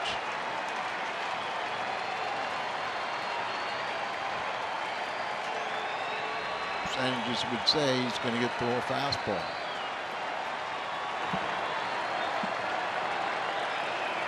The 1-2 inside, and it's a count of 2 balls and 2 strikes. And you think about if he's trying to bury a curveball, as you mentioned, that's when guys overthrow it, they bounce it.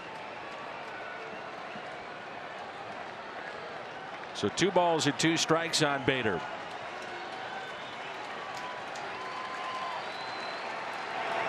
Season high in pitches was 105 back on July 31st. The 2-2. With another fastball.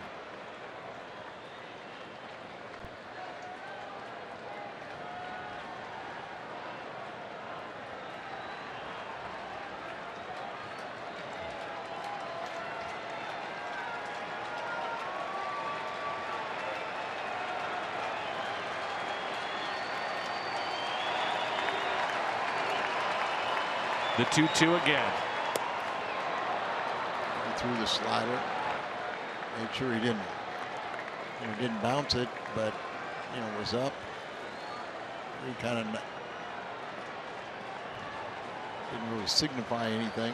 Dodgers do have a lefty up. You would have to think that's for Adams if they go in that direction with Munoz on deck, but unfinished business here. 3-2 the count on Bader. And Bader hits it softly into left field. It is caught by Machado.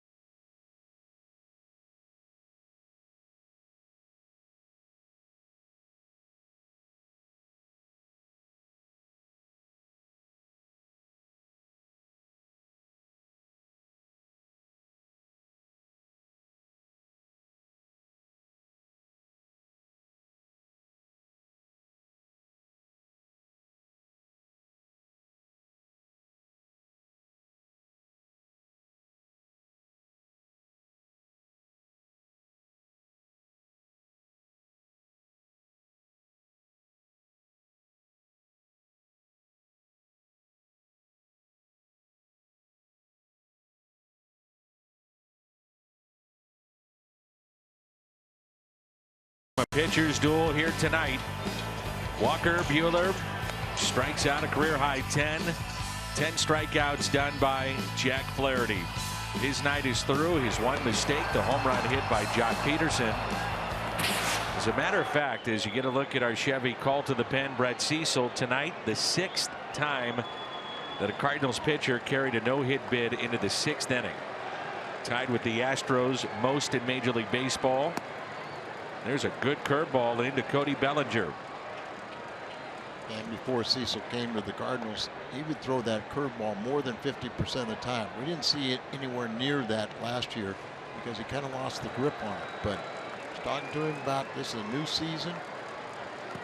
Since he's come back off the disabled list, we've seen him be perfect, retire all 5 left-handed batters he's faced, picked up the win on Monday night. And just going out there with a much improved mental attitude, and I think he feels like his curveball is getting there. You got to wonder if things did not go the way of Cecil's and the Cardinals, where would he be right now in the bullpen and state of mind with the club? But I mean, those two pitches, the first and that one there, those are as sharp as we've seen in a long time. Yeah, and I talked to Bud Norris. We were talking about it, and Bud said, "Hey, I saw that curveball. You know, it was nasty. It was dominating. Look at there. Ball starting letter high and going down below the knees."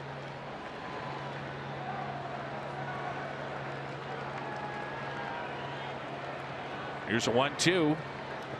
Got it again, and it's in the dirt.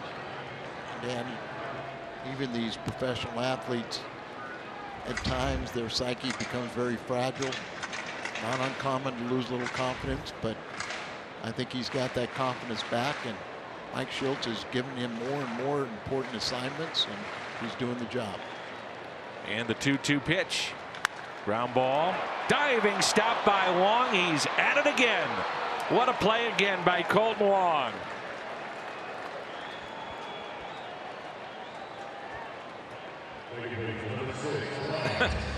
Just routine now.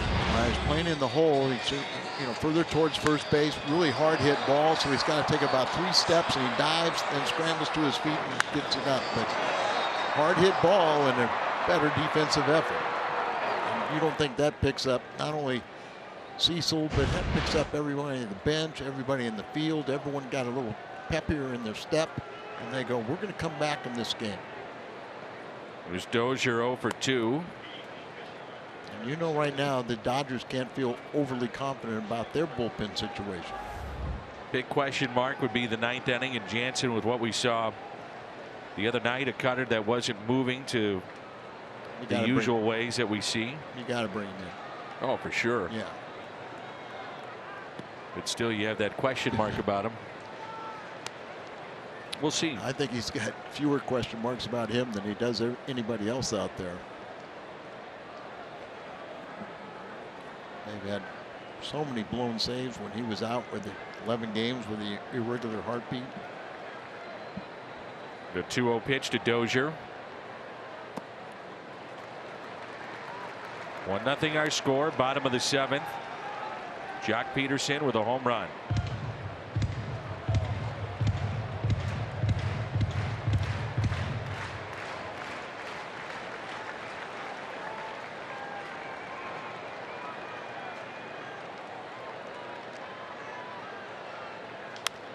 And a high fly ball lifted to center. Backing up Bader to the edge of the track for the catch. Mike Schultz showing confidence in Cecil also. His lefties have hit him at a very high clip, but I think he's seeing much better, you know, movement on his pitches now. I think you just have to say, and you touched upon it, forget the numbers, forget where you were. We start now when you got off the DL, what was it, about a week ago, whatever the case was. And that's how you have to approach it, don't you think? Sure, I agree. So because of that, then his decision has to change too. Yes. And then you pick up more confidence. This is Chris Taylor batting for Muncy. Muncy was 0 for 2 with a couple of strikeouts. And really struggles against left-handed pitching, so it's an easy choice for Dave Roberts.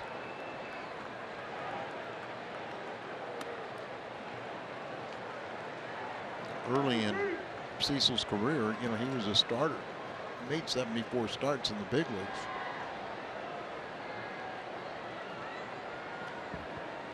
One ball and one strike.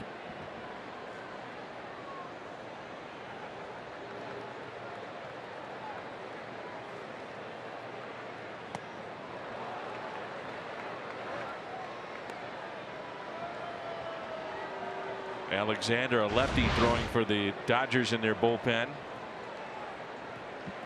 Curveball there, coming up empty. 1 ball and 2 strikes. 2010, Cecil was 15-7 at the big league level. That's hit out of play. He had 28 starts. He had 2 starts in the minor leagues. AAA was 2-0. So 17-7 for the year.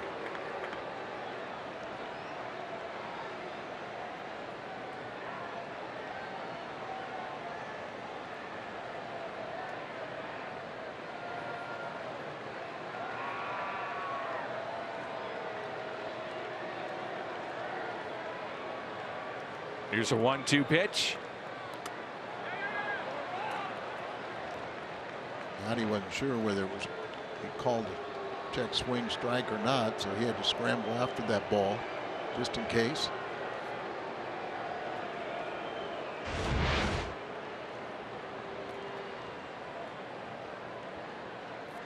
There's Peel right off the side of the mass too.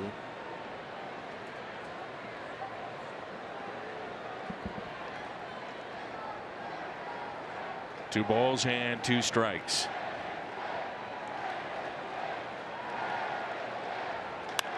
And a fly ball lifted into right field. Jose Martinez with the catch. A scoreless 1-2-3 by Brett Cecil. We head to the 8th. 1-0 our score.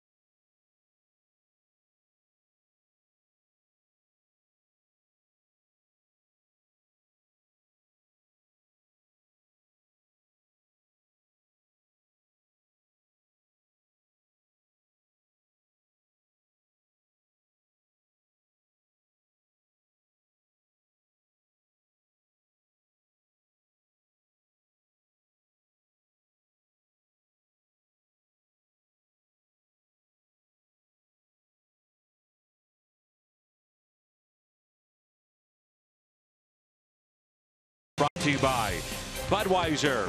Wherever legendary MLB moments happen, Budweiser will be there. By Ford, going further so you can.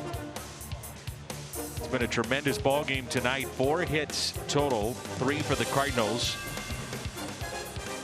and 1 for the Dodgers, and it's a home run from Jock Peterson. Scott Alexander, the new pitcher, to replace Walker Buehler, who went 7 innings tonight. 58th appearance. Our Chevy call to the pen. Munoz, then O'Neill at the on-deck circle. Carpenter. First pitch, a strike. Alexander, real ground ball pitcher.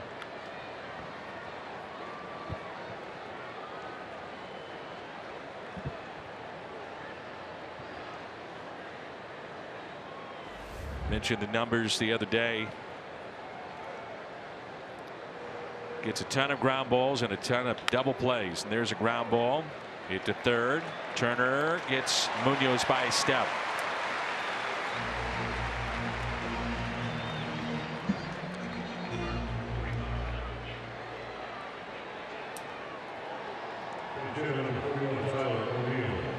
Tyler O'Neill will pinch hit.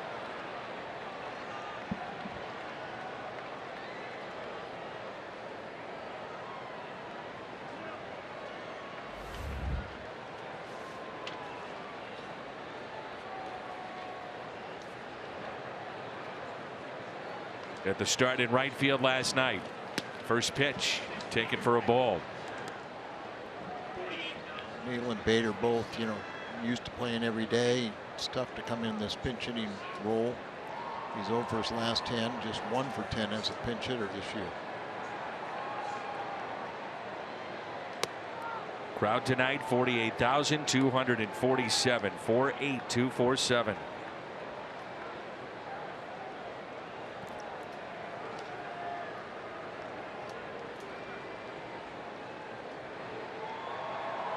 One out, nobody on, and a 2-0 pitch to O'Neill. 2-1. So O'Neill pinch hitting for Cecil. 1 inning, 15 pitches. There's Dakota Hudson throwing in the Cardinals' pen. Pitched in game 1 of the series. O'Neill hits one into right center. It's pretty well hit. At the wall, we're tied! O'Neill off the bench has tied it up. Another rookie doing it for St. Louis. We're tied 1-1. That's how you break a slump. That's how you show people you can hit off the bench. His first pinch hit home run, I think. That's the 5th Cardinals pinch hit home run this year. Tyler O'Neill, we're tied at 1. Pitch down, and he just, instead of pounding it, got it elevated. Hits the ball into the right field bleachers and had plenty of room to kick.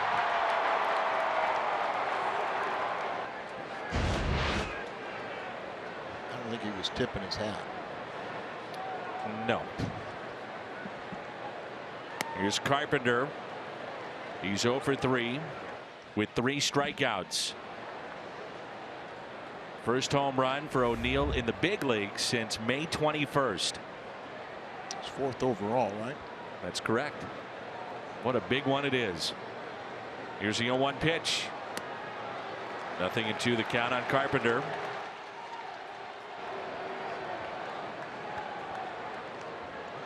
The 2 young starters, neither one of them are going to be pitchers of record because of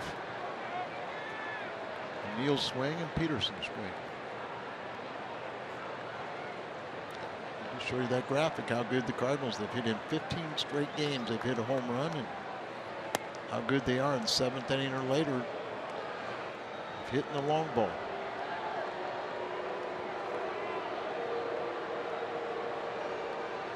One ball and 2 strikes.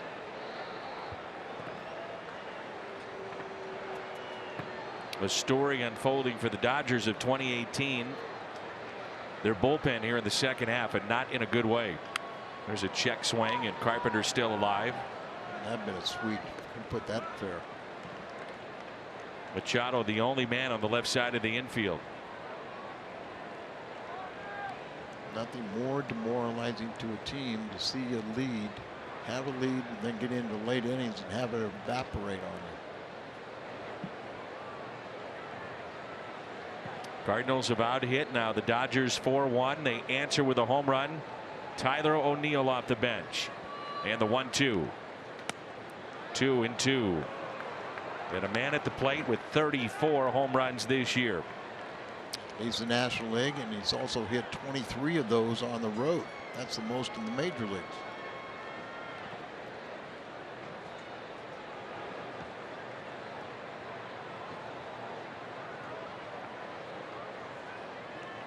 The 2-2. And Carpenter strikes out for the 4th time tonight.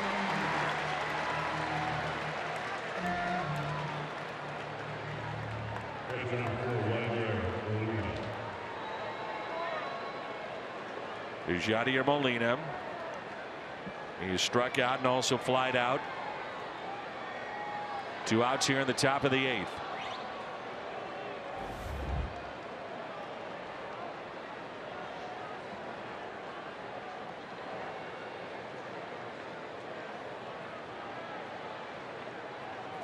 Strike 1 on Molina. And still on the bench, Matt Adams. Cardinals using O'Neill in that spot with a lefty up. Get a righty in. That's Matt Adams' time.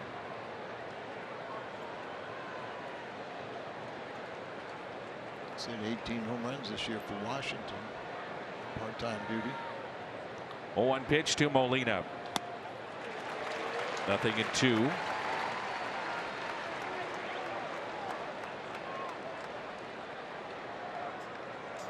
O'Neill, by the way, home run number 30 combined between Memphis and St. Louis this summer.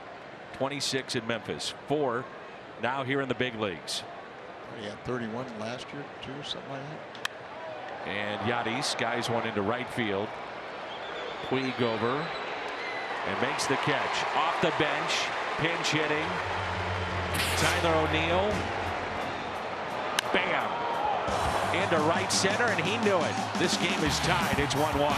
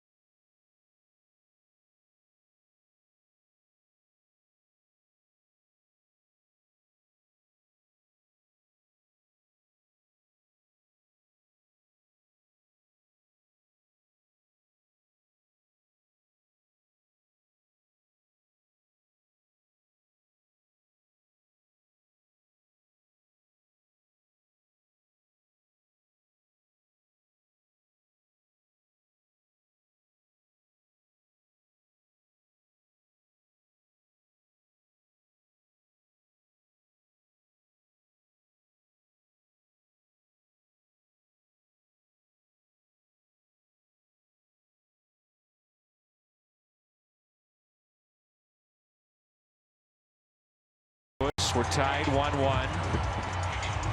And he'll have 7, 8, and 9 in the lineup for the Dodgers. Or Chevy called to the pen. He's been called upon a lot. This is his 12th appearance already. So Hudson into the ballgame. Cecil, a scoreless 7th inning. O'Neill, the pinch hit home run. We're tied 1-1. The Cardinals looking for a sweep here in LA. And if you put his numbers together with Memphis and then now St. Louis, Dakota Hudson's won 16 games this year. 13 as a starter at Memphis, 3 out of the bullpen for the big club. Yasmani Grandal. This side of the plate, he's got 19 of his 21 home runs. So look at his Hyundai pitch arsenal for Dakota Hudson. Concentrate on that good power sinker and then a wipeout slider.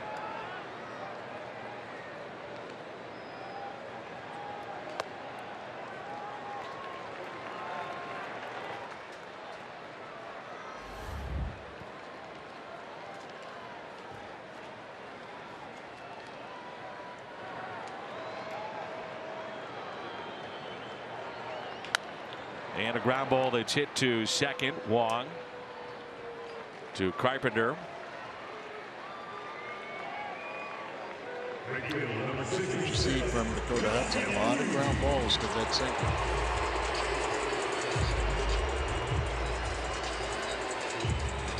And 124 2/3 innings in Memphis and gave up 1 home run. Yasiel Puig.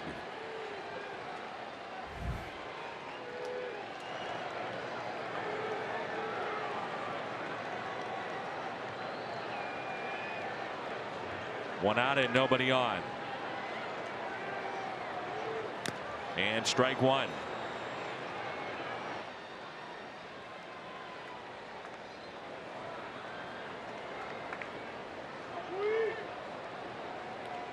Matt Kemp at the on deck circle.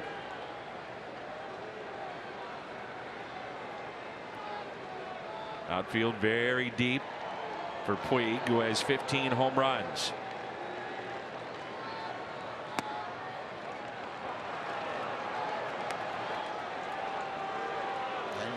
Right at the bottom, strike zone, down and in, boring down and in to a right-handed batter.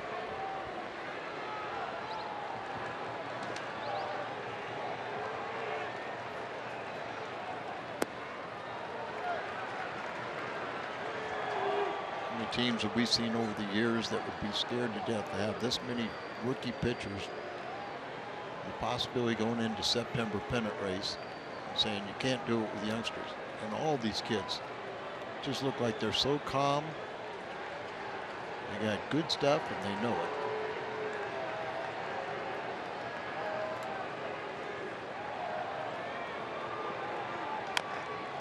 That's tap foul.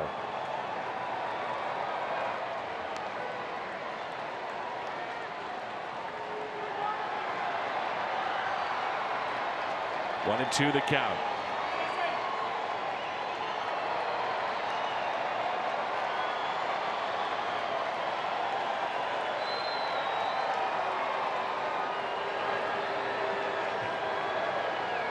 And the next by Hudson to Puig. Base hit into center.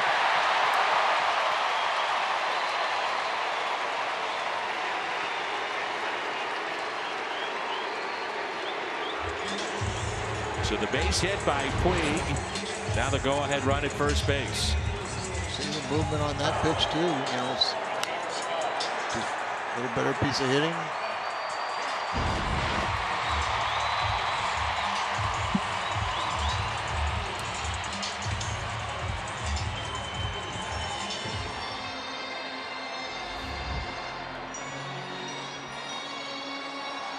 Off day tomorrow, then we head to Colorado. Reports circulating that one Matt Holliday would join the Rockies on Friday night. Wouldn't that be fun?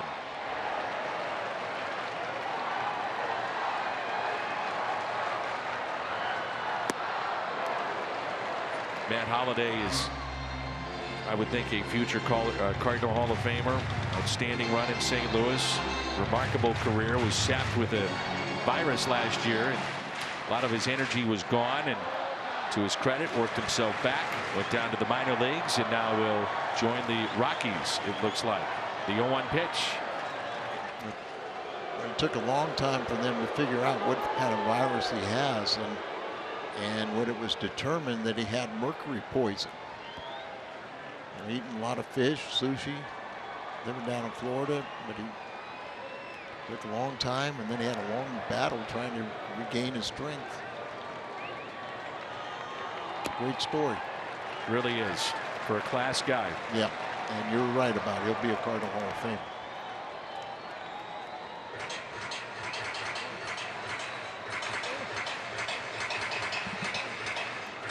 Kemp pitch hitting here.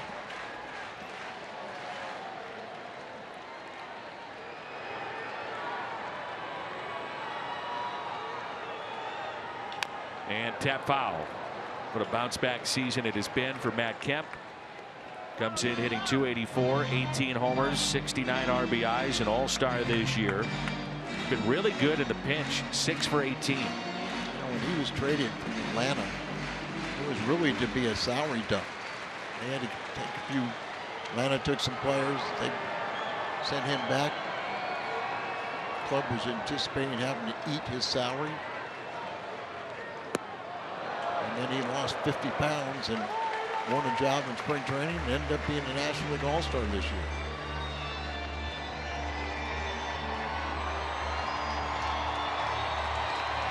The base hit that Puig got was on a slider that really didn't do much. Let that sinker get the ground ball double play.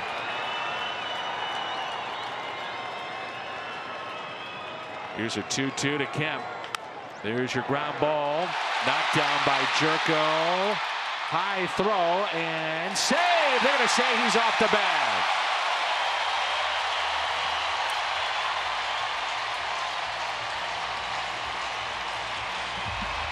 Like Carpenter, when he went up to get the ball, his foot came off the bag.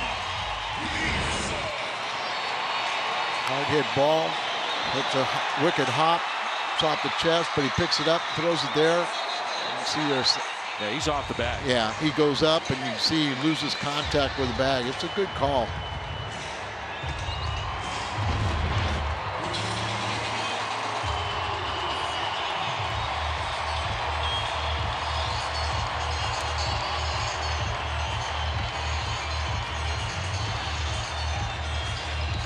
Jock Peterson back in the 6th inning, broke a scoreless tie with a home run, his 19th of the year. He had been 1 for 20. The slider from Jack Flaherty made it 1-0. Tyler O'Neill pinch hit home run, tied it at 1-1, and that's where we stand right now with runners at first and second. And Peterson coming up to face Dakota Hudson. Looking at that replay, it looked like it hit on top of the wall. I know it actually went, came back, or I guess it was over and came back along the wall and came back into the playing field. So 1 out, runners at first and second. Strike 1 on Peterson as he drops to a knee.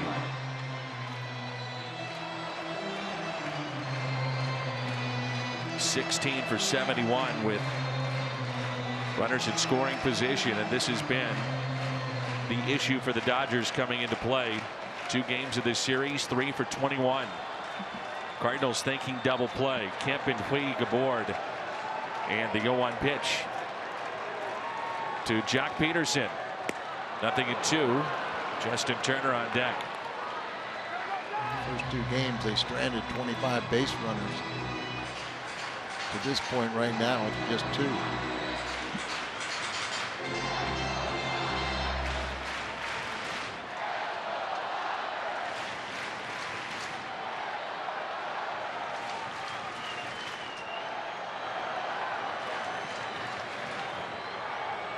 The 0-2 pitch.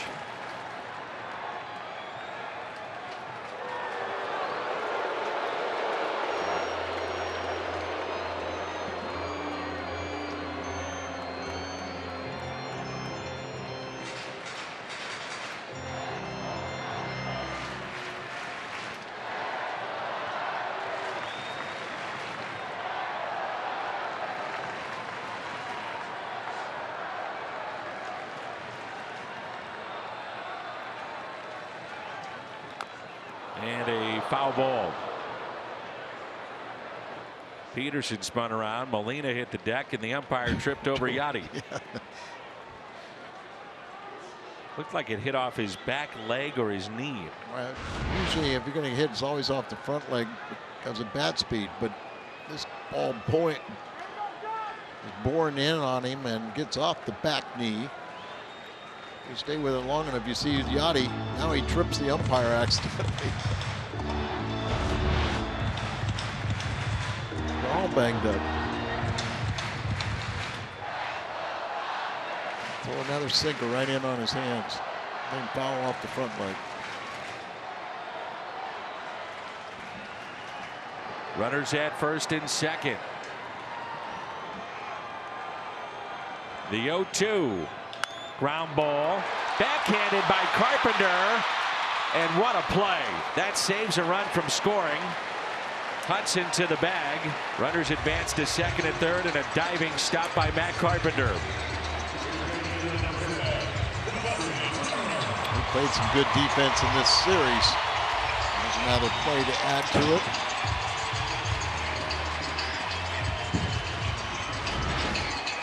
This ball almost hit Matt Kemp. And then Carpenter with the diving stop in the backhanded play. Now think about that too. It's screaming Carpenter. He almost just has to dive blindly to where he thinks that ball's going to bounce and catch it. Turner hitless tonight. He is struck out, fly to center, and also fly to left. Pitch number 18 from Dakota Hudson this inning. Ooh. Got some movement coming in. Kenley Jansen throwing in the bullpen for the Dodgers. Cardinals have Martinez, Jerko, DeYoung coming up. Last night, Turner 0 for 5 ended a 14-game hitting streak.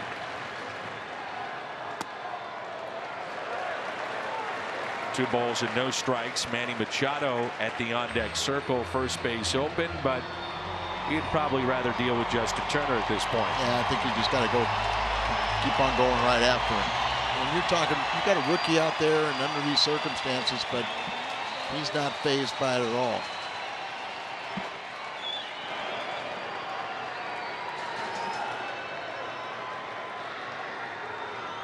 The 2-0. Inside again.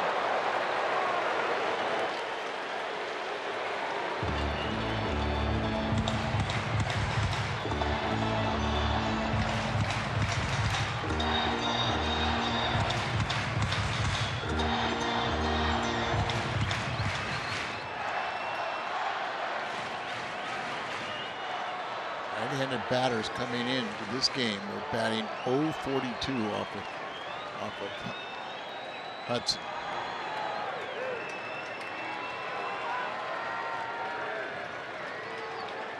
A 3-0 pitch.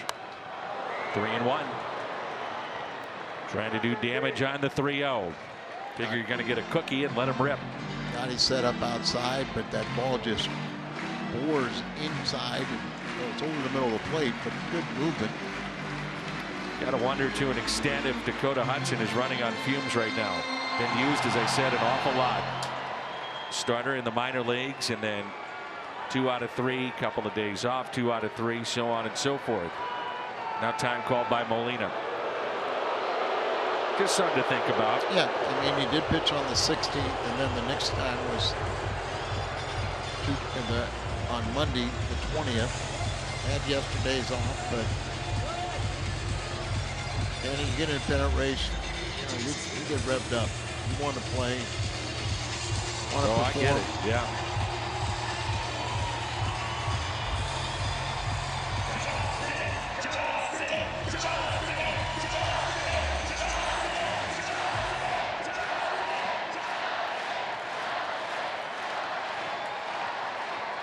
This big crowd ready to erupt here at Dodger Stadium.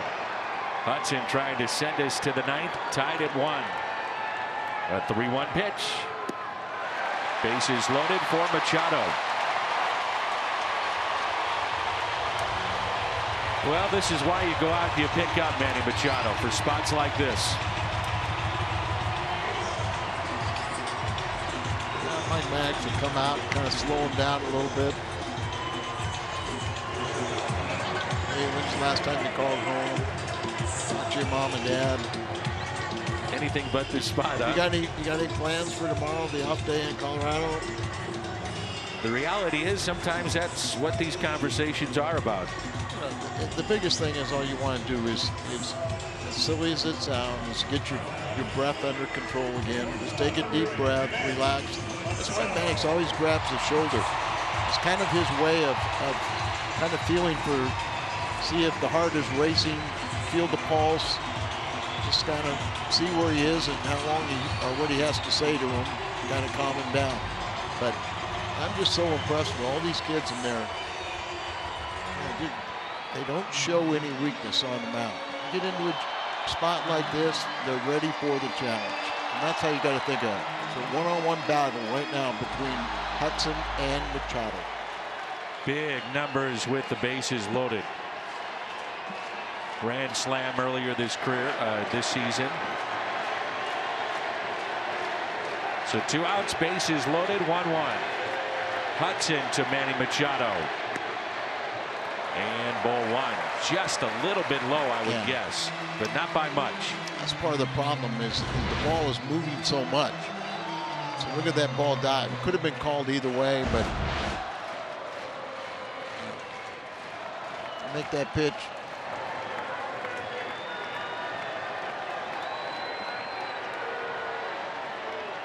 And the 1-0. 2 balls, no strikes. When you think about it, Dakota Hudson in the starting rotation at AAA for the better part of this season now has emerged as a weapon out of the Cardinal bullpen and facing one of the game's great players right now in Manny Machado. If you're on that mound, you got to think you're equal to him, and in this case, you want to beat him. You want to be better than he is. 2-0 pitch. Gets the call. 2-1.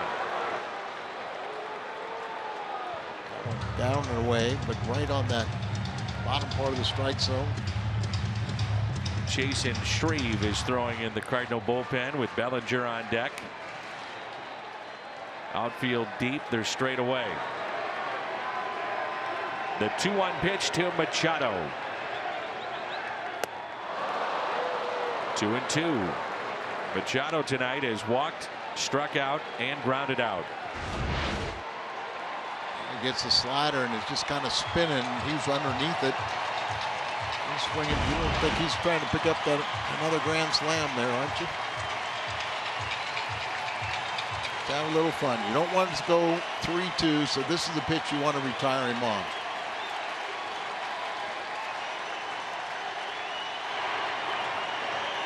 The 2-2. Machado puts it in play to short. DeYoung across the diamond. And Dakota Hudson sends us to the 9th inning. And we're tied at 1.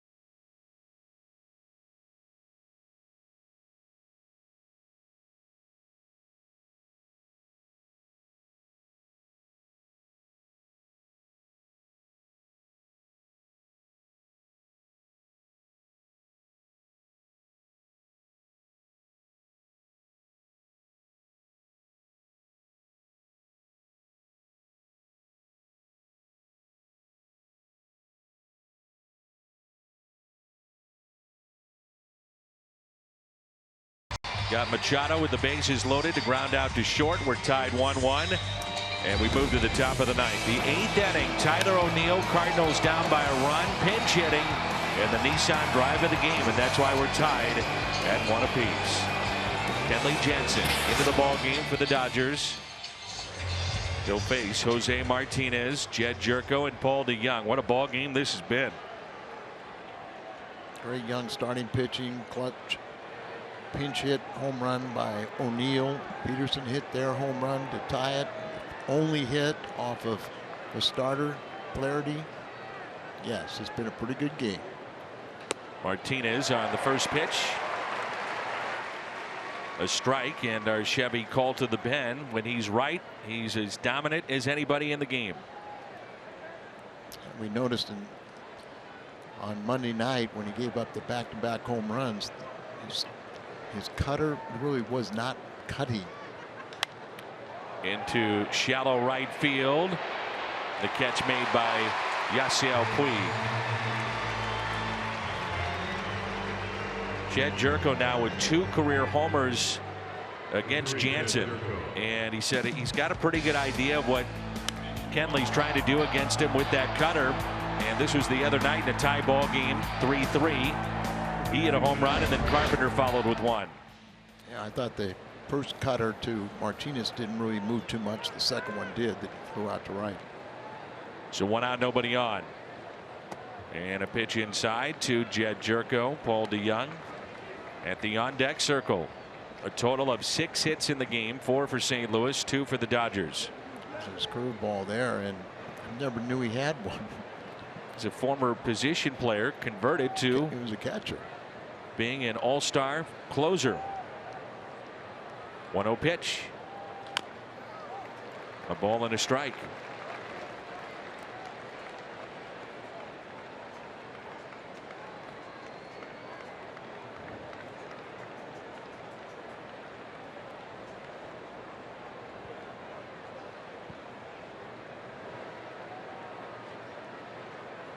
One and one the count on Jed Jerko. 2 of the 4 Cardinal hits tonight.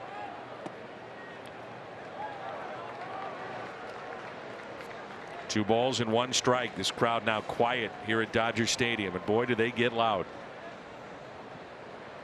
Oh, they're so used to seeing Jensen so dominant.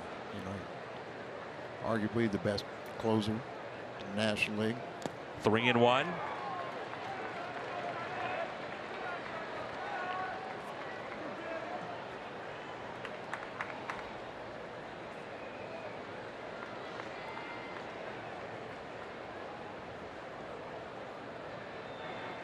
Going away from the cutter, throwing the sliders, and threw a four-seam fastball to Jerko. Here's a 3-1. Jerko with a soft liner and a base hit. His 3rd hit of the night. And the go-ahead run is aboard. It's been a special day for the Jansen family. Birth of a child this morning around 8 o'clock. Kieran Jeremiah Jansen. And now pitching in a 1-1 game. All top of the strike zone, fastball. He likes those. Looks like he might have broke his bat, but it's his 3rd hit, as you said. Now, the one thing about, I mean, it's not Jerko's got the running speed, but a guy like Jansen, really, really slow to the plate.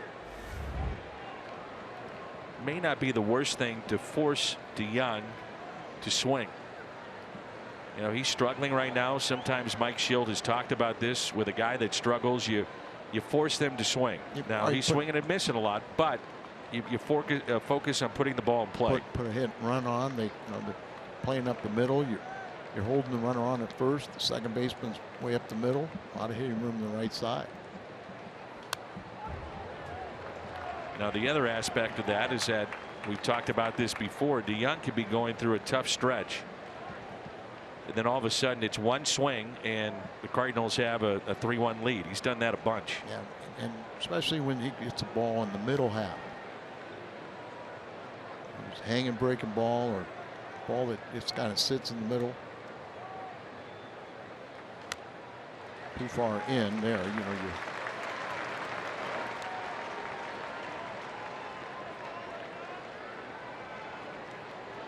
2 strikes, 0-2 on Paul DeYoung. Colton Wong is on deck.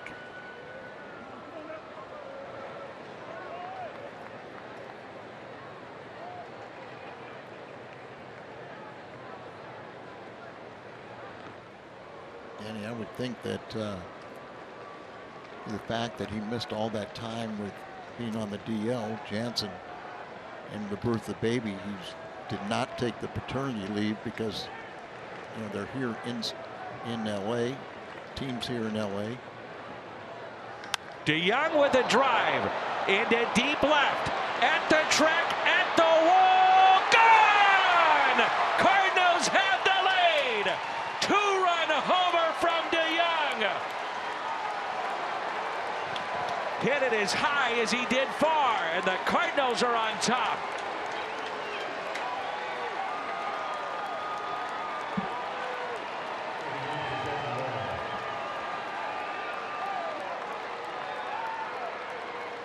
This crowd is stunned here in LA.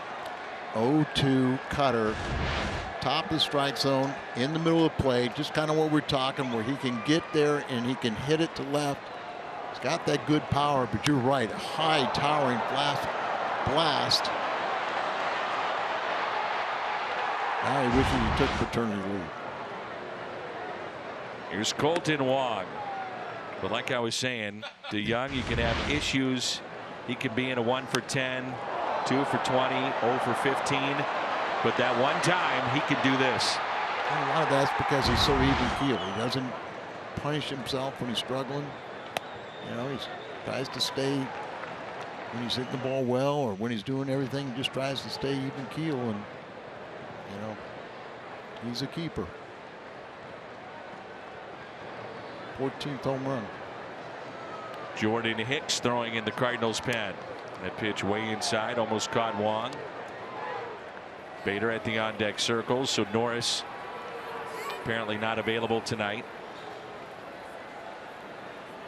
You kind of, hopefully you can get Hicks come in here and project him as a future closer, and you get Bud Norris, you know, the off day today and off day tomorrow, and then he's well rested for the weekend series in Colorado. I just like that matchup right there with DeYoung. Yep. Could see it happening. Here's a 2-2 pitch with Colton Wong at the plate. That's up the middle. Wong will beat this out, or won't he? He is safe.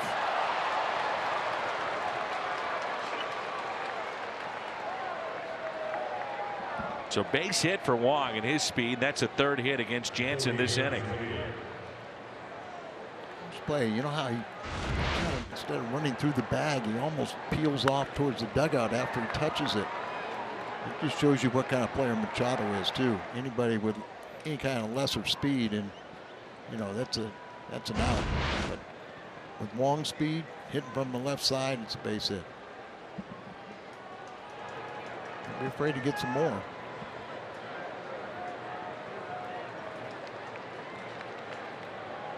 Here's Harrison Bader. And Wong is running, throw to second base, not in time, and now he's in scoring position. See, that's what I'm talking about with Jansen. So slow to the plate. You don't have to have good speed to be able to steal a base off him. So slow, deliberate. Ball kind of rushed his throw. It really tailed.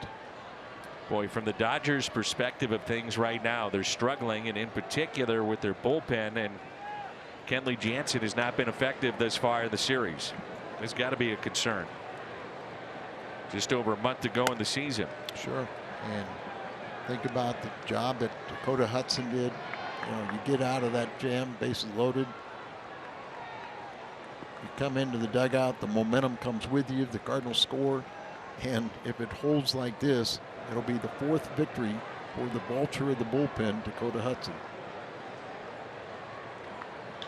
And a ground ball hit sharply to short. Bader hustling down the line and out by a step. That's the 9th home run given up by Jansen this year, I believe, and he had given up 9 the previous 2 years.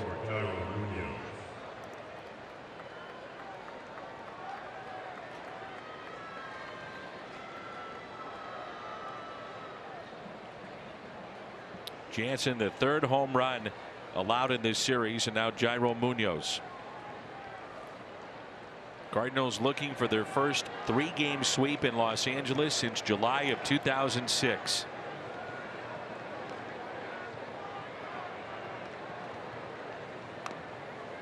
Didn't have that many wins in 2006, but they came together and got healthy and played great baseball in the postseason. Picked up the World Series. Was it 83 wins?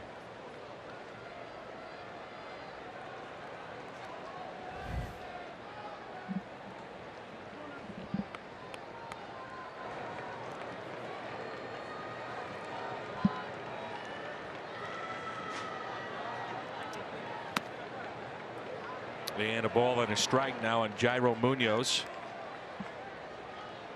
The Dodgers have Bellinger, Dozier, Taylor coming up. Paul DeYoung, his home run has put the Cardinals on top 3-1. Jack Flaherty loves it. But so do Cardinal fans. It's a big insurance run potentially at second base. Ball gets to the outfield with Wong's speed. It's probably a 4-1 game. Munoz coming off the DL. He's 1 for 3 in this game. A team that has gelled. They've come together under Mike Schilt. Another good job thus far from the bullpen. A rookie starter, dominant. A rookie off the bench with a home run to tie it. A player with barely a year over Major League service time with a 2-run homer. Another rookie at the plate, Jairo Munoz.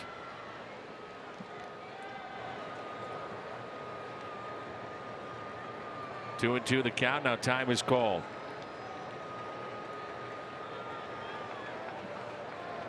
Matt Adams at the on deck circle wearing number 15.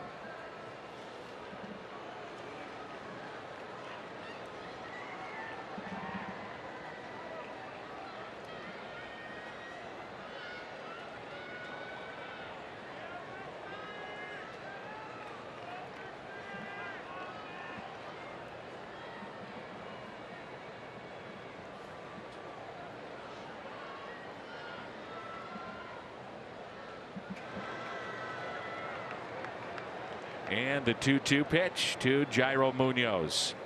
Way outside.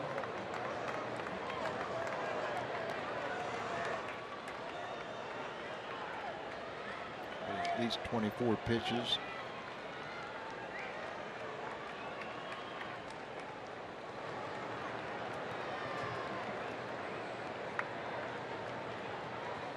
And a ground ball slowly hit. Machado better hurry. Munoz. He's out. Paul DeYoung. 14th home run. And it comes at just the right time. Cardinals on top 3-1 and looking for a sweep.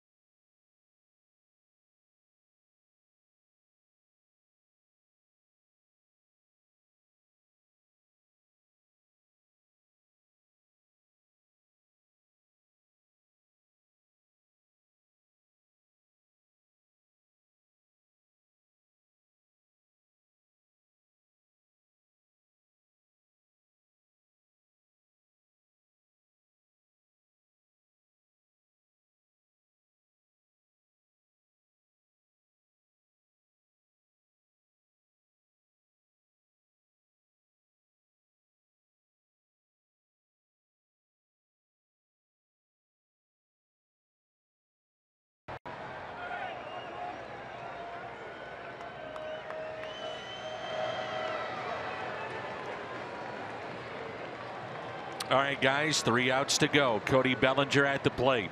Jordan Hicks into the ball game. And the first pitch taken for a ball. 1-0-1 on the gun for Hicks. And in a role that maybe he will see at some point in his career. The closer's role. I think that's obvious. Chance to pick up his 5th save of the year. And the 1-0 pitch. I'm interested to see his velocity, and both of them have been over 100 miles an hour at 101 because he threw a season high 33 pitches on Monday. Kenley Jansen has never, ever allowed 3 or more home runs in a 3-game series until now. 2 in game 1 and 1 tonight. And both nights have been crucial spots for both teams. Both nights he's pitcher of record, and after the home runs, the pitcher of record on the downside. Still 3 outs to go here. 1-2 the count. Cardinals trying to pick up win number 71.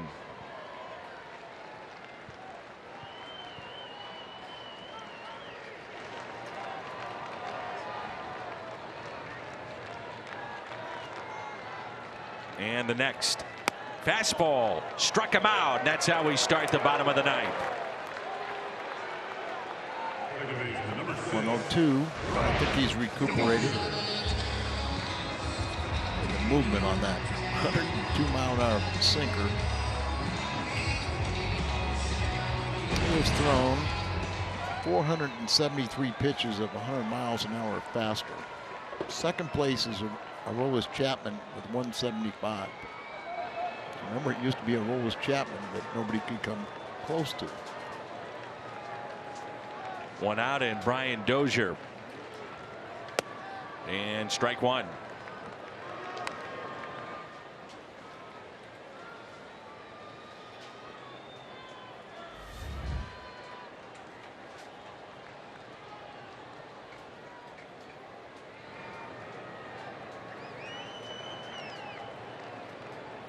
Here's the 0-1.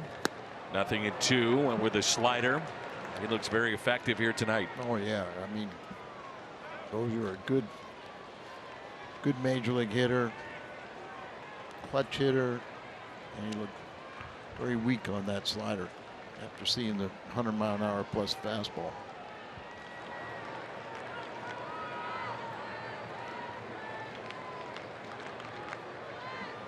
Oh, 2 pitch to the backstop.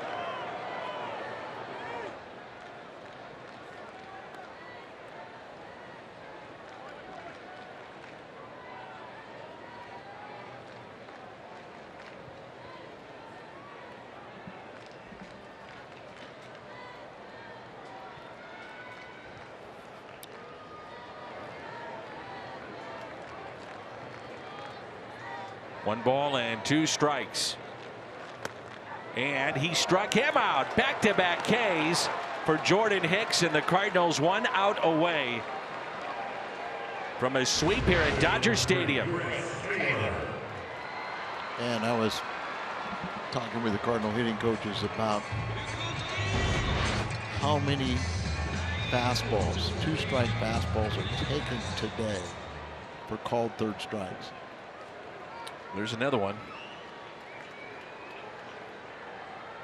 Now Chris Taylor, the final hope for the Dodgers.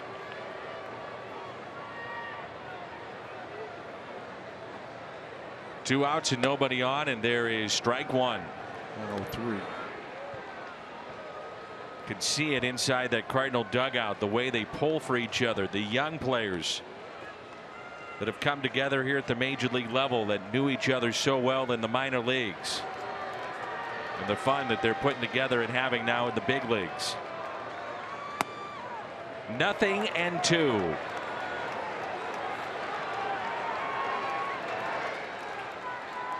Could just feel it right now with this club.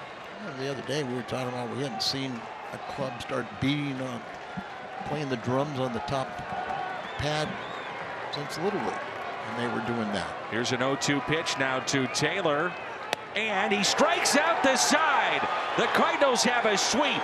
They come back and win this one again in dramatic fashion. And for the Cardinals, their first 3-game sweep in Los Angeles since July of 2006. It's outstanding the way these young kids are playing. The pitching has been sensational, getting the home runs that they need. DeYoung, the hero tonight, but he's there with a lot of other guys in this lineup. And the pitching staff has been brilliant in this series. And Hicks puts an exclamation point on the win. Strikes out the side. The Cardinals, a sweep in LA. 3-1 the final. Post-game show comes your way next.